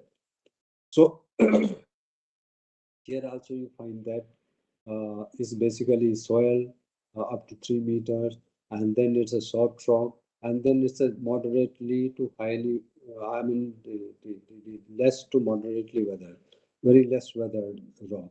So though it is still also a soft rock, so it coincides with whatever geotechnical investigation was done and whatever superficial investigation was done. So this kind of classification was done according to depth, based on the SRT and based on the borehole data, right? That was identified. So what were the causes then defined? Old deformation, including cracks on the slope, remain untreated. Means I have forgotten to tell you that there was eyewitnesses which were telling us that 30 years back this particular landslide had happened. 30 years back. Some movement was there 30 years back and cracks has been there. So one possible way of understanding was that slide has already happened. That's why there was an overburden surrounded in between surrounded by the rocks. So over deformation cracks, including cracks on the slope, remain untreated, which has happened 30 years back. They were not, nothing was done. Cultivation of terraces, though not irrigated, could have become a source of. Now they have not been irrigated uh, after some time. They will still be irrigated after 30 years when landslide happened, but gradually, because there was some movement, so they stopped doing that. But this irrigation will remain there. So they might have played a role of impounding the water also. Slope profile and concavity at the ground. It was the concave part, so infiltration was more there. Moderate to highly weathered fracture, dipping valley side rock. I've already told you. Highly fractured and loose overburden. That was in the middle, surrounded by the rock. Silty sandy soil with clay. There was some percentage of clay as well. So infiltration was not very rapid because of the clay. So holding capacity of the material is still, water holding capacity is still there. So a lot of water was impounded into the landslide slope. Road construction, possibly one reason. Deforestation may also be added to that factor, because in between there were a very good trees around, but in between wherever overburden was there, instead of trees, some bushes were there. The trees were cut. No effort was made to improve the drainages. So drainages, as I told you, they started from the drainages and it ended with the drainages only. So drainage was very important. This was ignored, and because of that, this has happened. No record of any remedial measure. It was not done. It was rain triggered. So once officially we have done, we have got the same results what we have got from the SRT. That this is the rock mass around, and this is the overburden, mostly the slope which has failed. Right? These are the irrigation terraces. So wherever it has failed, it has already been overburdened, and this is possibly was the old landslide, as eyewitnesses told us that 30 years back landslide had happened. So this kind of that we have had the cross sections for stability analysis. 3 representative cross section we have done the stability analysis uh, in seismic case and static case also, and then formulated the remedial measure for them. But probably this remedial part I'll take together with all remedial measures when we talk about. So I'll skip this particular part right now, because because we will talk together on 22nd, this particular part.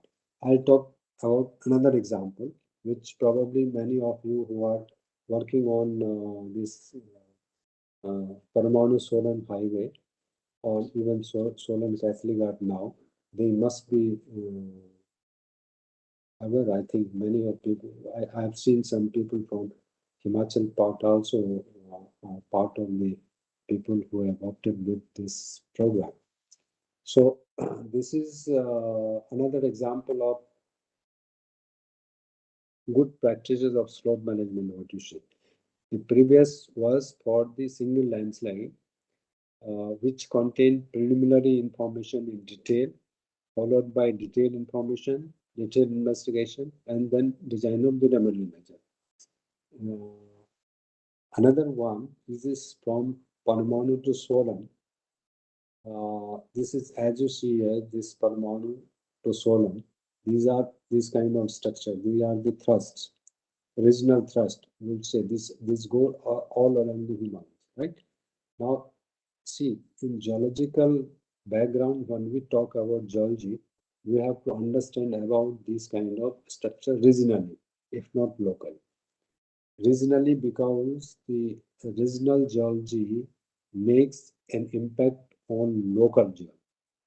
And when we have this kind of structure and they are our highways crossing those structures, we should be aware about it. These are just not lines. Let us understand. These are not lines. They are just represented as line. These are bigger zones of few meter, few hundred meter to kilometers wide zones of deformation.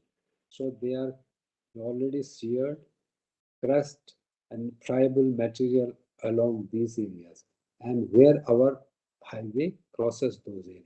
So that preliminary information we should have. Okay, what I'm telling is that we had got this opportunity to get a project from NHAI through GR Infra.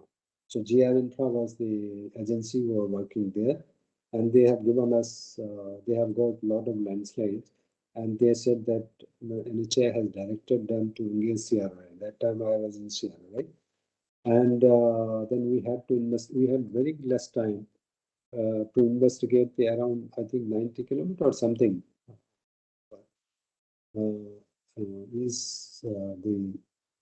Is the area, is the length of that highway, and there was huge number of landslides all along. So to do this kind of investigation quickly was very difficult. So we devised one method. What is that method? We have this is few of the factors, right? We have listed out the contributing factors or slope attribute which we manually go and see along the highway, right? Because we require to have the quickest evaluation of the terrain. Now understand, this is really not whether I belong to geology or engineering or any other field.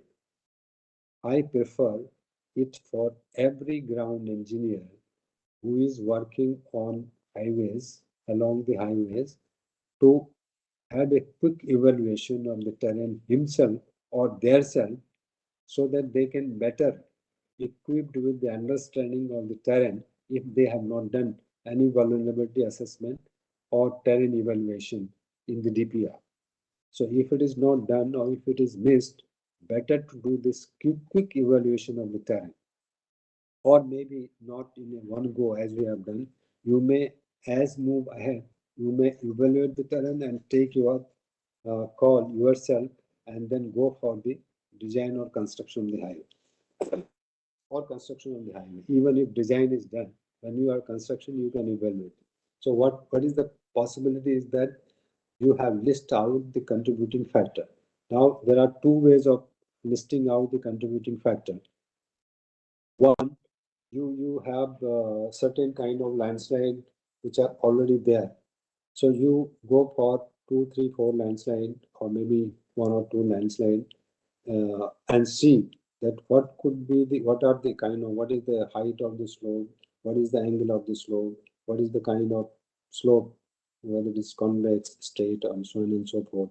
How many kind of strata is there? What is the slope angle? What is the vegetation status? What is the hydrologic status? So on and so forth. I mean, you can list out the numerous number of factors, and then see that where lenses are already is there, which are the most dominating factor, which are in your sense. Don't go for book. In your sense, in your mind, in your knowledge, are contributing more.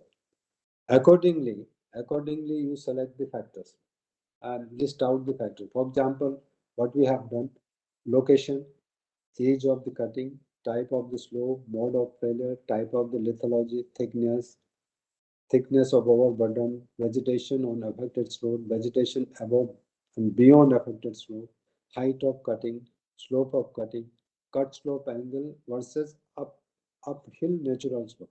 Means what cut the limit up to which you have cut the slope, what is the ratio of that slope with the high slope and as well as downhill slope. So water conditions, deforestation characteristic cracks, subsidence failure, joints, rock mass rating, direction of bedding, natural drainage, so on and so forth.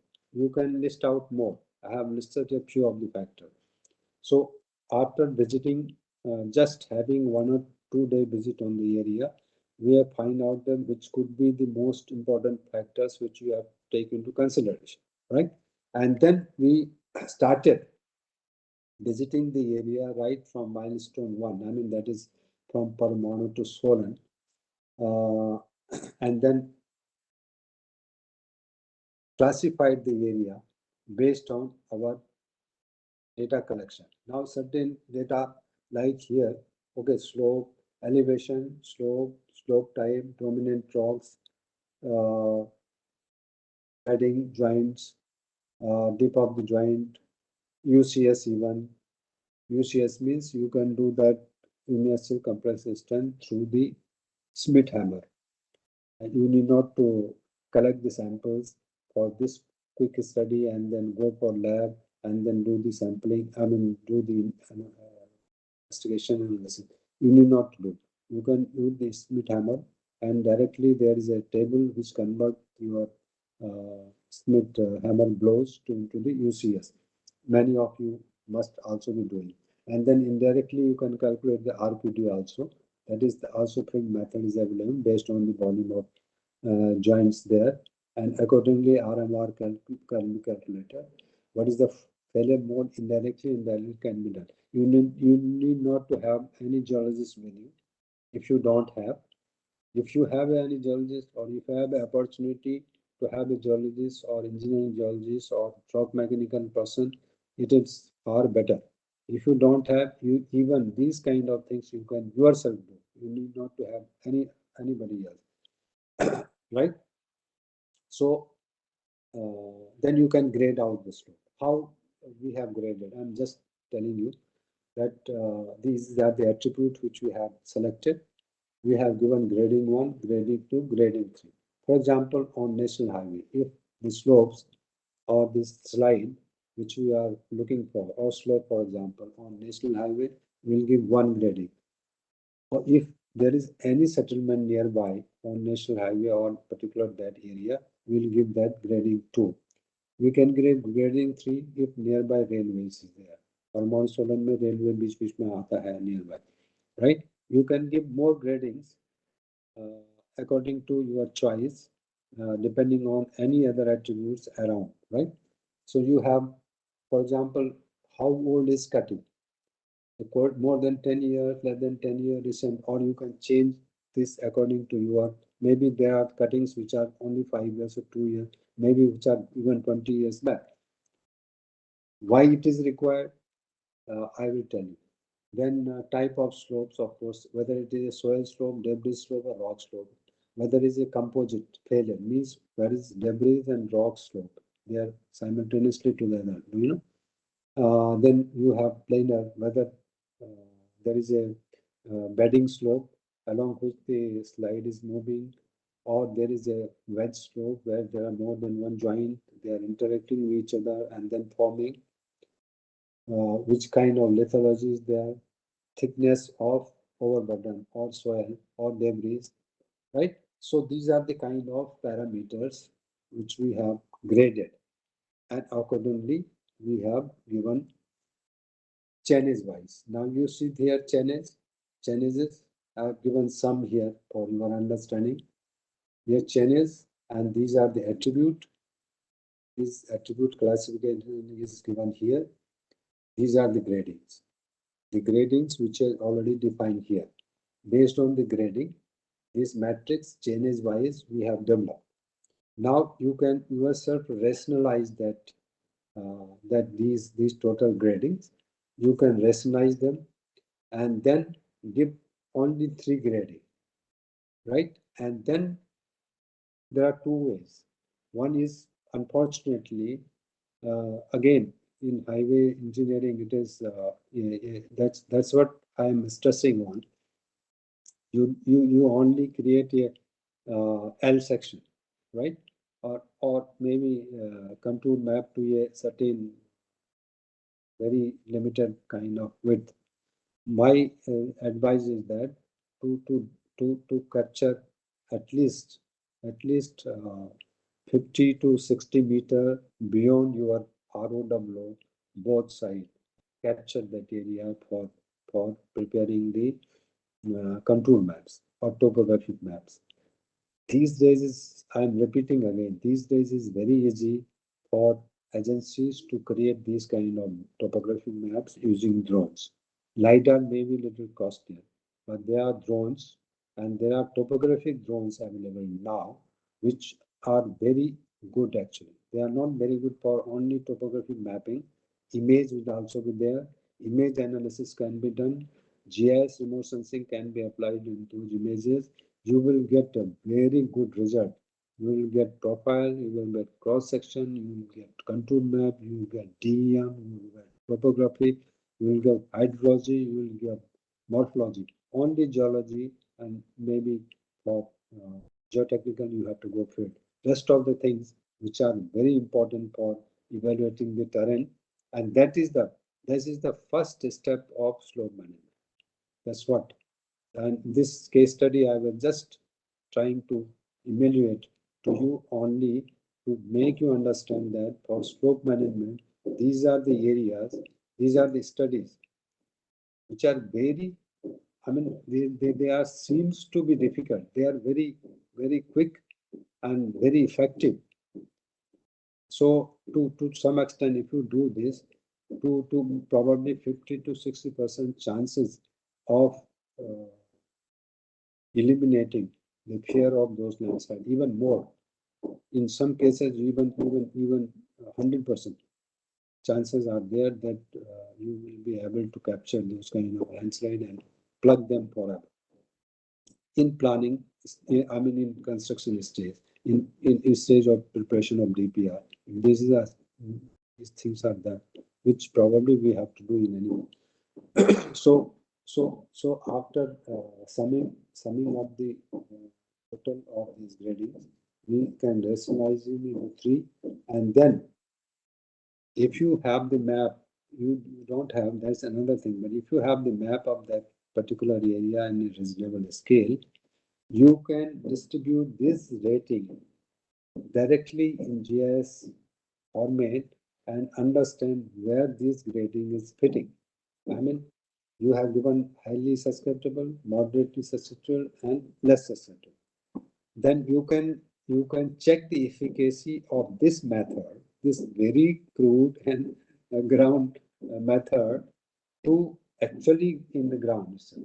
So if you get highly susceptible slope where lands are already there, means 100% efficacy in matching. If you have, okay, 3, 4, 5 slopes are left, you may be getting 90-95% efficacy, and accordingly, right? So you can check the methods, quick crude methods of evaluating the terrain before the construction so quickly. It will not take much of the time. You can do in one go. For example, you have 10 kilometer, 20, 30 kilometer highway, whatever length. You can go in one go, or you can kilometer wise. You can also evaluate yourself, or you can maximum hire a geologist, which is much more, I mean, safer way of doing the things along with you. So in any way, you require multi disciplinary paper. So this is the area which requires little bit of mental work and presence of mind. So it need not to go for very lengthy high study all the time, and then there are a lot of exhaustive studies also. Though their accuracy may be much better, more quantitative, but they take a lot of time and a lot of data is required, which unfortunately we don't have. So these are the crude methods which we have developed quickly. though the similar methods are available in literature with with with, with utilization of database and all those kind of things. So if you have so far, I don't know how many people are still there. If you have any questions on this, what I have already told you, it has gone. Sorry, it is not going. Okay. So are you all hearing me? Yes, sir. Yes, sir. Yes, sir. Yes, sir. Yes, sir. Neeraj ji, Sir, I'm Yes, sir. getting. what I was thinking that if we have still for 15 कितना time है हमारे पास? Around Uh, 15 20 20, minutes. 20 minutes, sir. If we can go for some rapid fire questions, Okay, sir. if anybody has, otherwise I'll discuss something else. But if have questions, then let me go with some questions. I'll be happy because there will be a lot of questions actually. So anybody can ask me online questions if anybody has.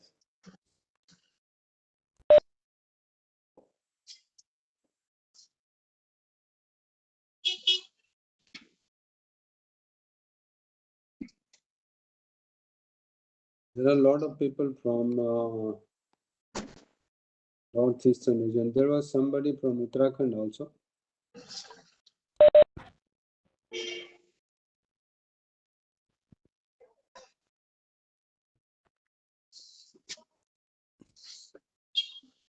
Any question? Good afternoon, sir. I am Samrat Burman. Hello. Yeah. Samrat Barmanji, from where you are? Sir, I am from West Bengal. Okay. I'm working in NS Division 9 and as assistant engineer and looking after NS 55, which is a hilly road, sir.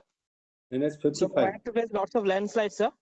Okay. So my question is, sir, I need some analysis technique so that I can predict some landslides beforehand, sir. So I know, sir, there are different kinds of analysis like inventory method, heuristic method, statistical method, deterministic method. Sir, which one will be much less require much less effort to predict analysis, predict hazards? Okay. Very good question. Actually, generally these heuristic methods are being implied because we have very limited data available with us. Sir. So heuristic methods are very good in the sense that one, that individual assessment is there. Sir. That is very important. Second is that there is on ground, as I told you, that is this whatever I was telling to you, mostly heuristic or semi-quantitative, what you call about it. You go for other methods, that is analytical and all these things, only when you have some good data. For particular landslides, of course, these deterministic methods are more important because then you go for analyzing the slope, as I have done in case of that Himachal one. You go for preliminary investigation, detailed investigation, stability analysis, and remedial measure. These are all deterministic methods. So deterministic methods are mostly utilized for the kind of specific landslides where you go for this kind of study and then stability analysis. For along the highways, I would say that heuristic methods are more important, wherein you utilize, for example, drone or LiDAR mapping, and then you get digital terrain models, you get drainage map, you get hydrology map, you get all maps can be extracted except geology and geotechnical from that map. Then you categorize each and then rate each of the factors and then superimpose them one by one. You will get the same result what I was discussing here.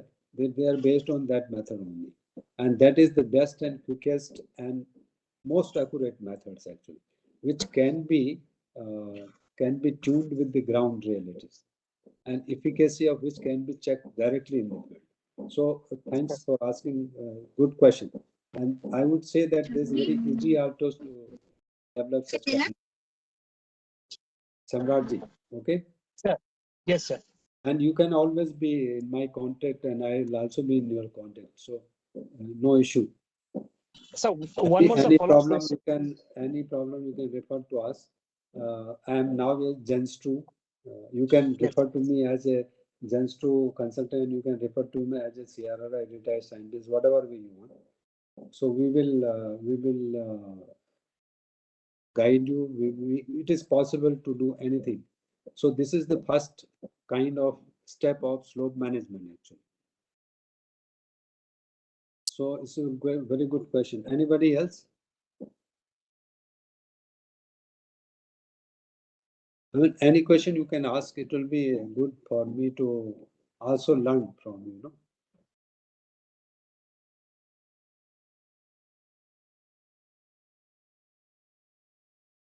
Prashant Mandalji is there.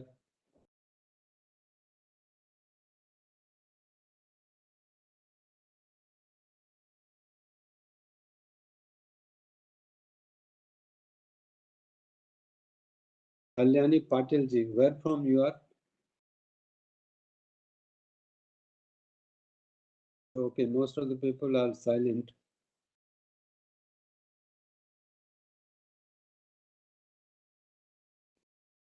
Sir, may I ask you a question, sir? I'm Yeah. Samrat Barmati. Sir, I have a You are- follow-up question that, sir, how do we get, sir, hydrogeological mapping, sir? Okay, hydrogen. There are two different kind of things, geohydrology and hydrogeology, right? So we are talking, Hydrogeology. we are talking hydrogeology means superficial, right? Yes, sir. So Yes, sir. when we are talking about superficial, the same thing what I told you is that if we have a drone image, drone mapping done, or any other map, I mean, not necessarily. So there are already watershed and drainages are already there. You can digitize those drainages, right? Sir. And you can construct the watershed boundary, right? And there are also methods where you can calculate the runoff. You can, if you utilize, or if anybody utilizes GIS, there are also methods where flow of the drainages can also be known, that where is maximum flow of the water is going and where is it is concentrating. So in that case, it is very easy to understand sufficient movement of water. But primary thing is that map, you have to have a map where drainages are already there. If you don't have, then drone is the best choice. Drone topography have those kind of even minor. उसका फायदा क्या है कि you have even minor drainages, small rivulets and gullies can also be seen in the drone topography. So you can match them, you can construct them, digitize them, and then how much flow and where it is concentrating, whether it is coming onto the road, whether it is going away from the road, you will come to know. But my one suggestion to all of the engineer is that try as less as possible, as more as possible, not to disturb the natural course of the drainages. This damages the slope very adversely. So keep the course of drainages. Actually, course of drainages are developed for millions of years, you know, and we disturb them in few hours. That is not required. I mean, you can even construct roads without disturbing the natural drainage system.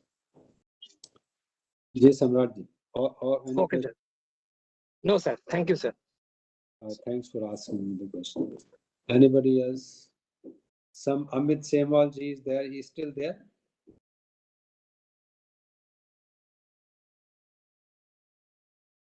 Amit Kumarji is also there. Okay, then I think I still have 15 minutes. Shall I go, or okay, we will close. Neeraj. Yes, sir. So shall I still continue? I have 10, 15 minutes. Sir, continue, sir. Okay. So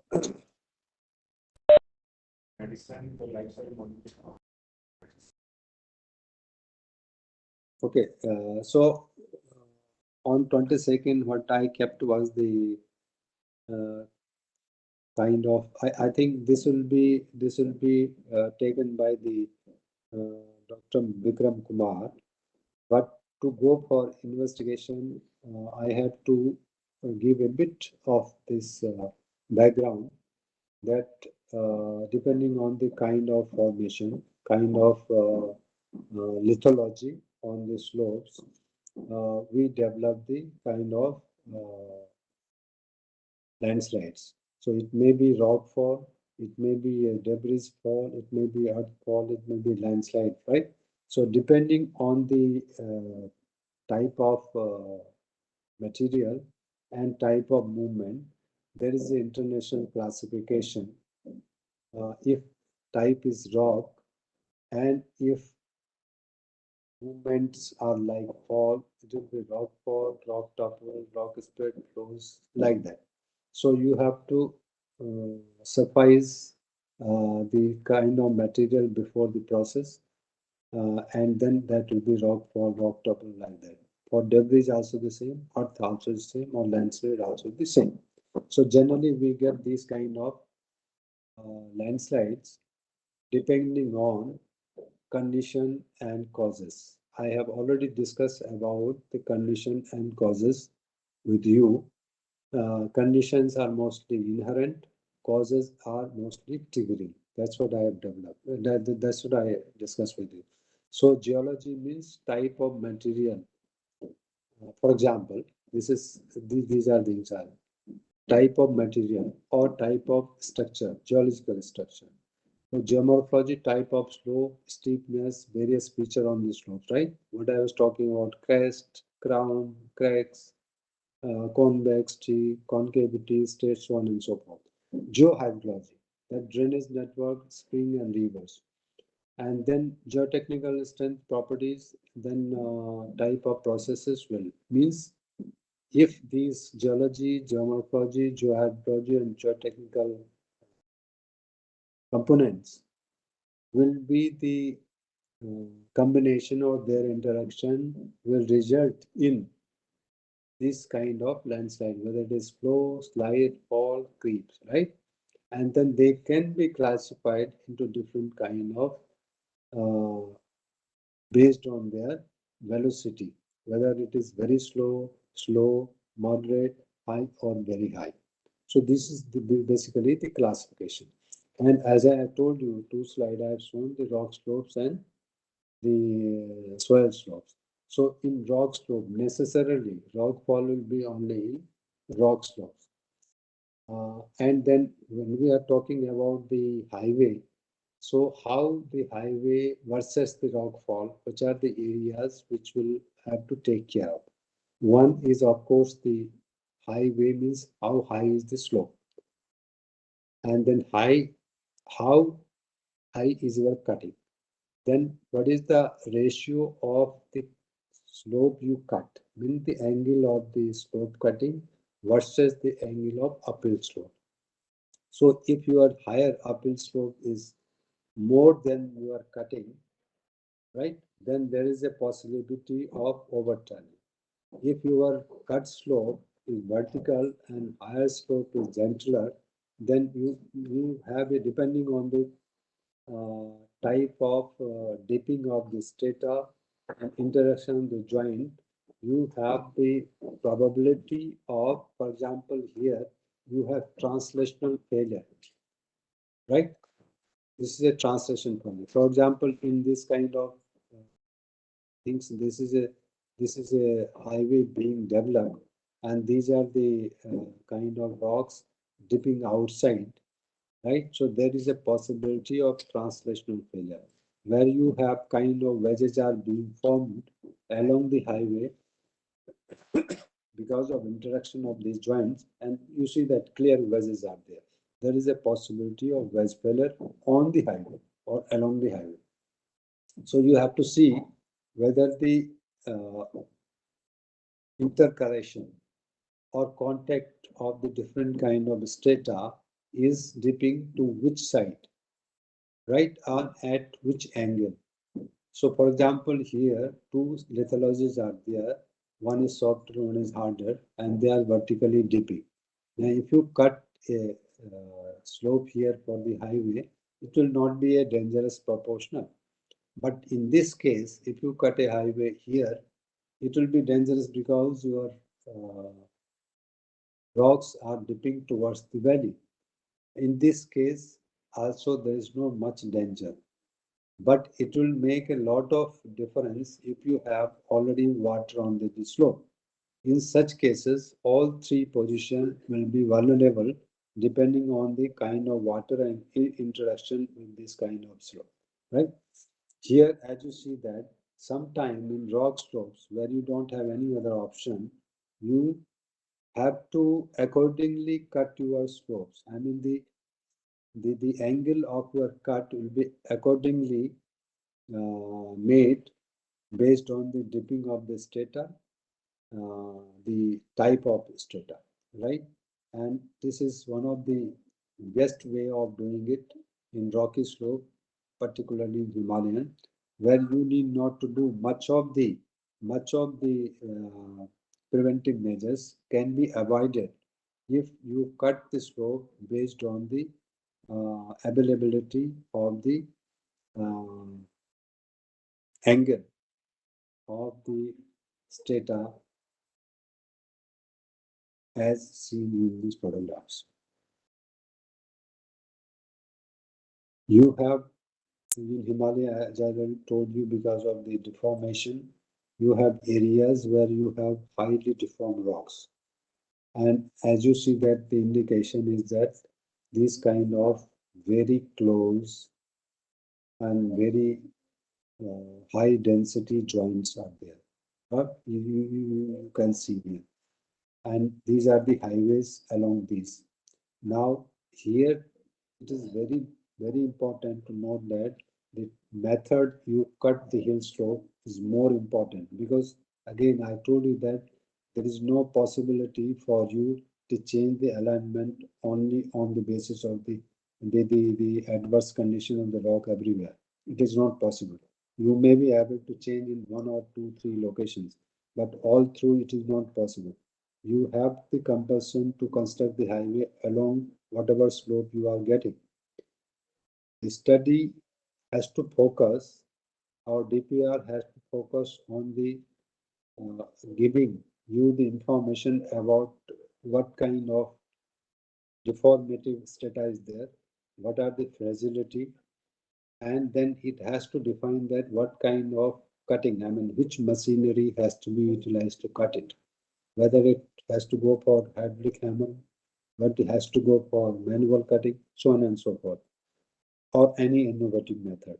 So this is very important. In many areas, you will agree with me when many landslide or many untoward incidents that happened could have been prevented had the monotonous hydraulic hammering method of cutting the slope had not been utilized. So we have to invent ourselves. We have to demand for most robust innovative technologies, or we may go for in some cases, for manual cutting of the slope instead of always using one method. In many areas, you can avoid because in tribal slopes like this, what I am showing on the slide, it is not possible. I mean, to not disturb these slopes while cutting. And when you utilize such hammers, it will vibrate whole slopes. And in such tribal slope, it is possible that whole slope is disturbed.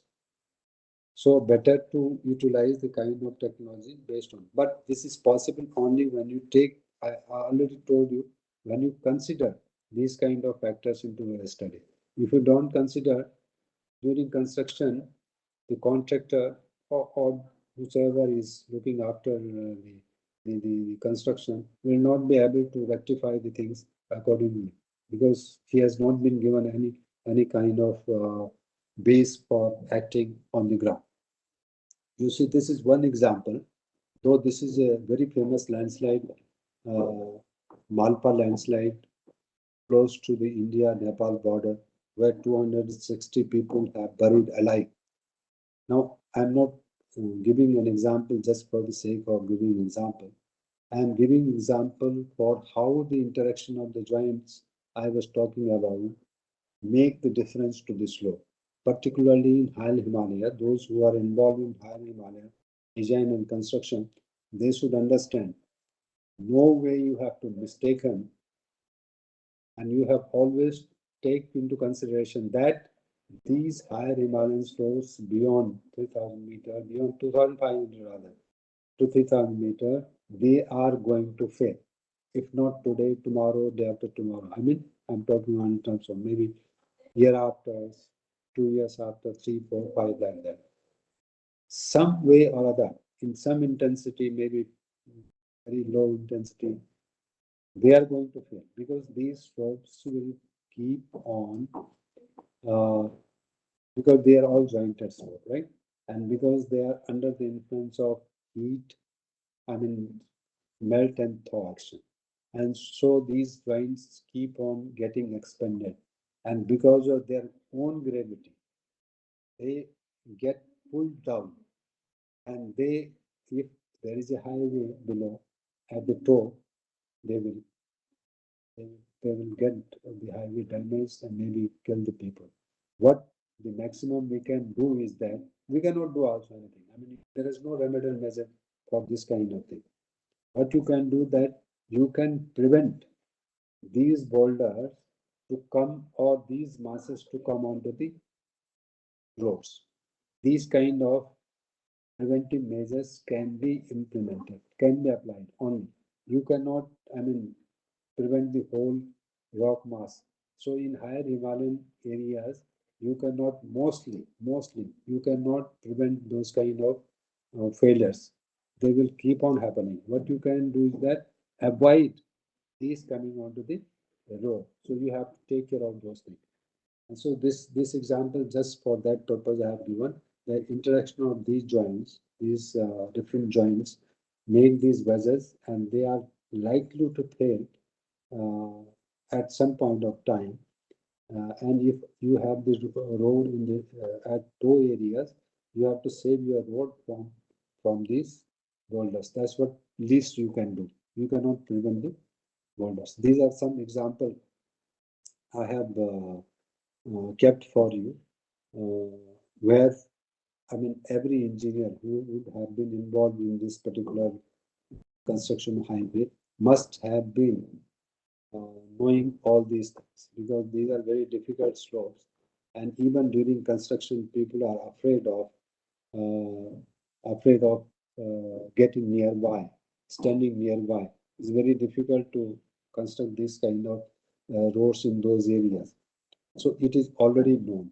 The precaution has to be taken. Now you have the technologies available. Go for viaduct, go for tunnels, go for arch tunnel, go for fabricated tunnels, go for rock sets as you construct these avalanche sets and so on and so forth. Don't take risk in higher Himalayas, higher Himalayan valleys where you have high slopes, they are fractured. You have to utilize those kind of technologies wherever is possible. Then comes the another kind of slopes, that is soil slopes. This also slide I have shown to you, where I have told you that they are transport limited, but they are mostly weathered slopes. And whatever material is there in the toe area where most of our road goes, it is either colluvium, that is what has come from uphill side, talus, debris or landslides, or alluvium, right? Most of these slopes, as I already told, they are comparatively less compacted. They are more porous. A lot of water is there. Water intensity, volume is there. Velocity of drainage is very high in those areas. So damage is also there, very high. and since they are closer to the river, so there are fear from the floods, there is fear from the landslides from uphill side as well as downhill side. So you have to take care of downhill side as well as uphill side. Where mostly in our cases, downhill side, we don't take care of much care. And then during floods, we keep on getting these kind of problem.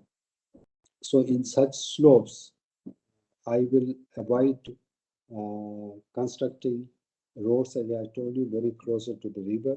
If it is possible to go a little higher in mid-ridge areas, that will be far better. We have another culprit, that is the debris slope.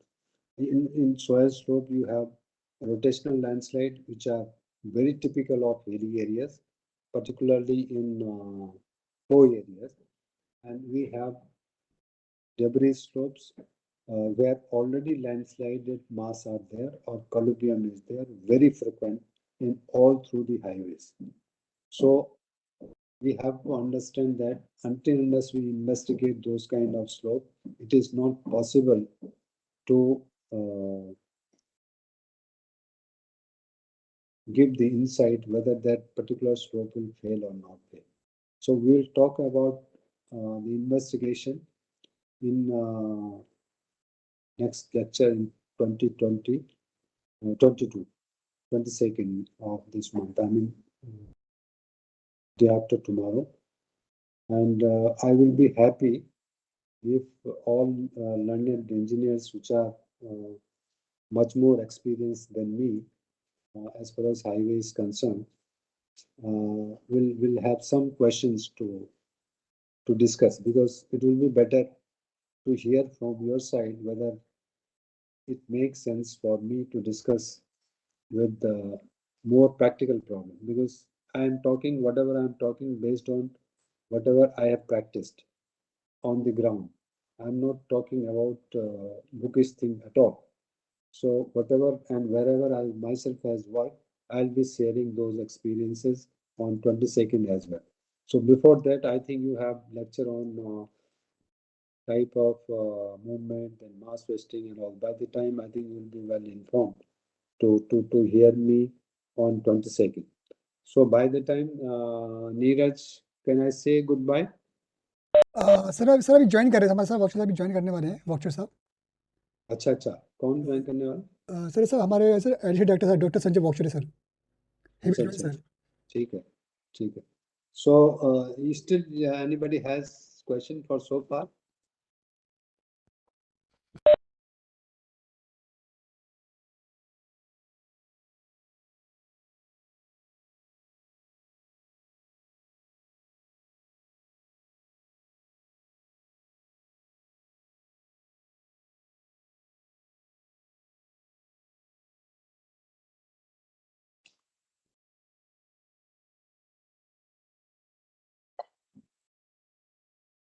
There are a lot of friends from northeastern region. So northeastern region, these studies are much better. So maybe somebody has some kind of query or something like that. Anybody is from near Nagaland?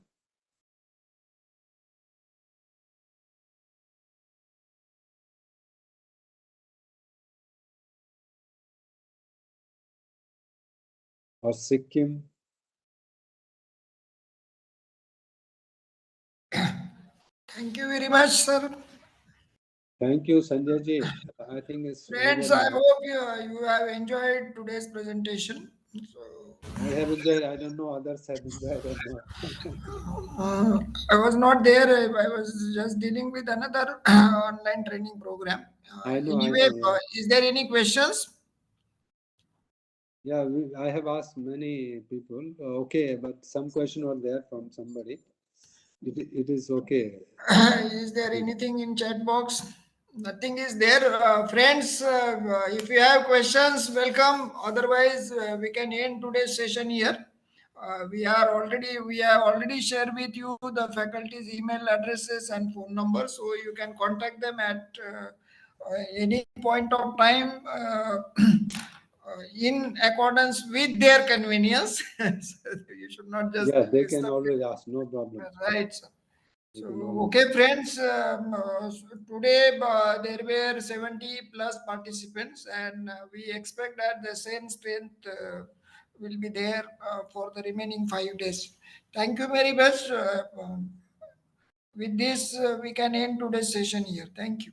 Okay, thank you. Bye-bye. Bye. Thank you. Thank you, sir. Thank you. Thank you, sir.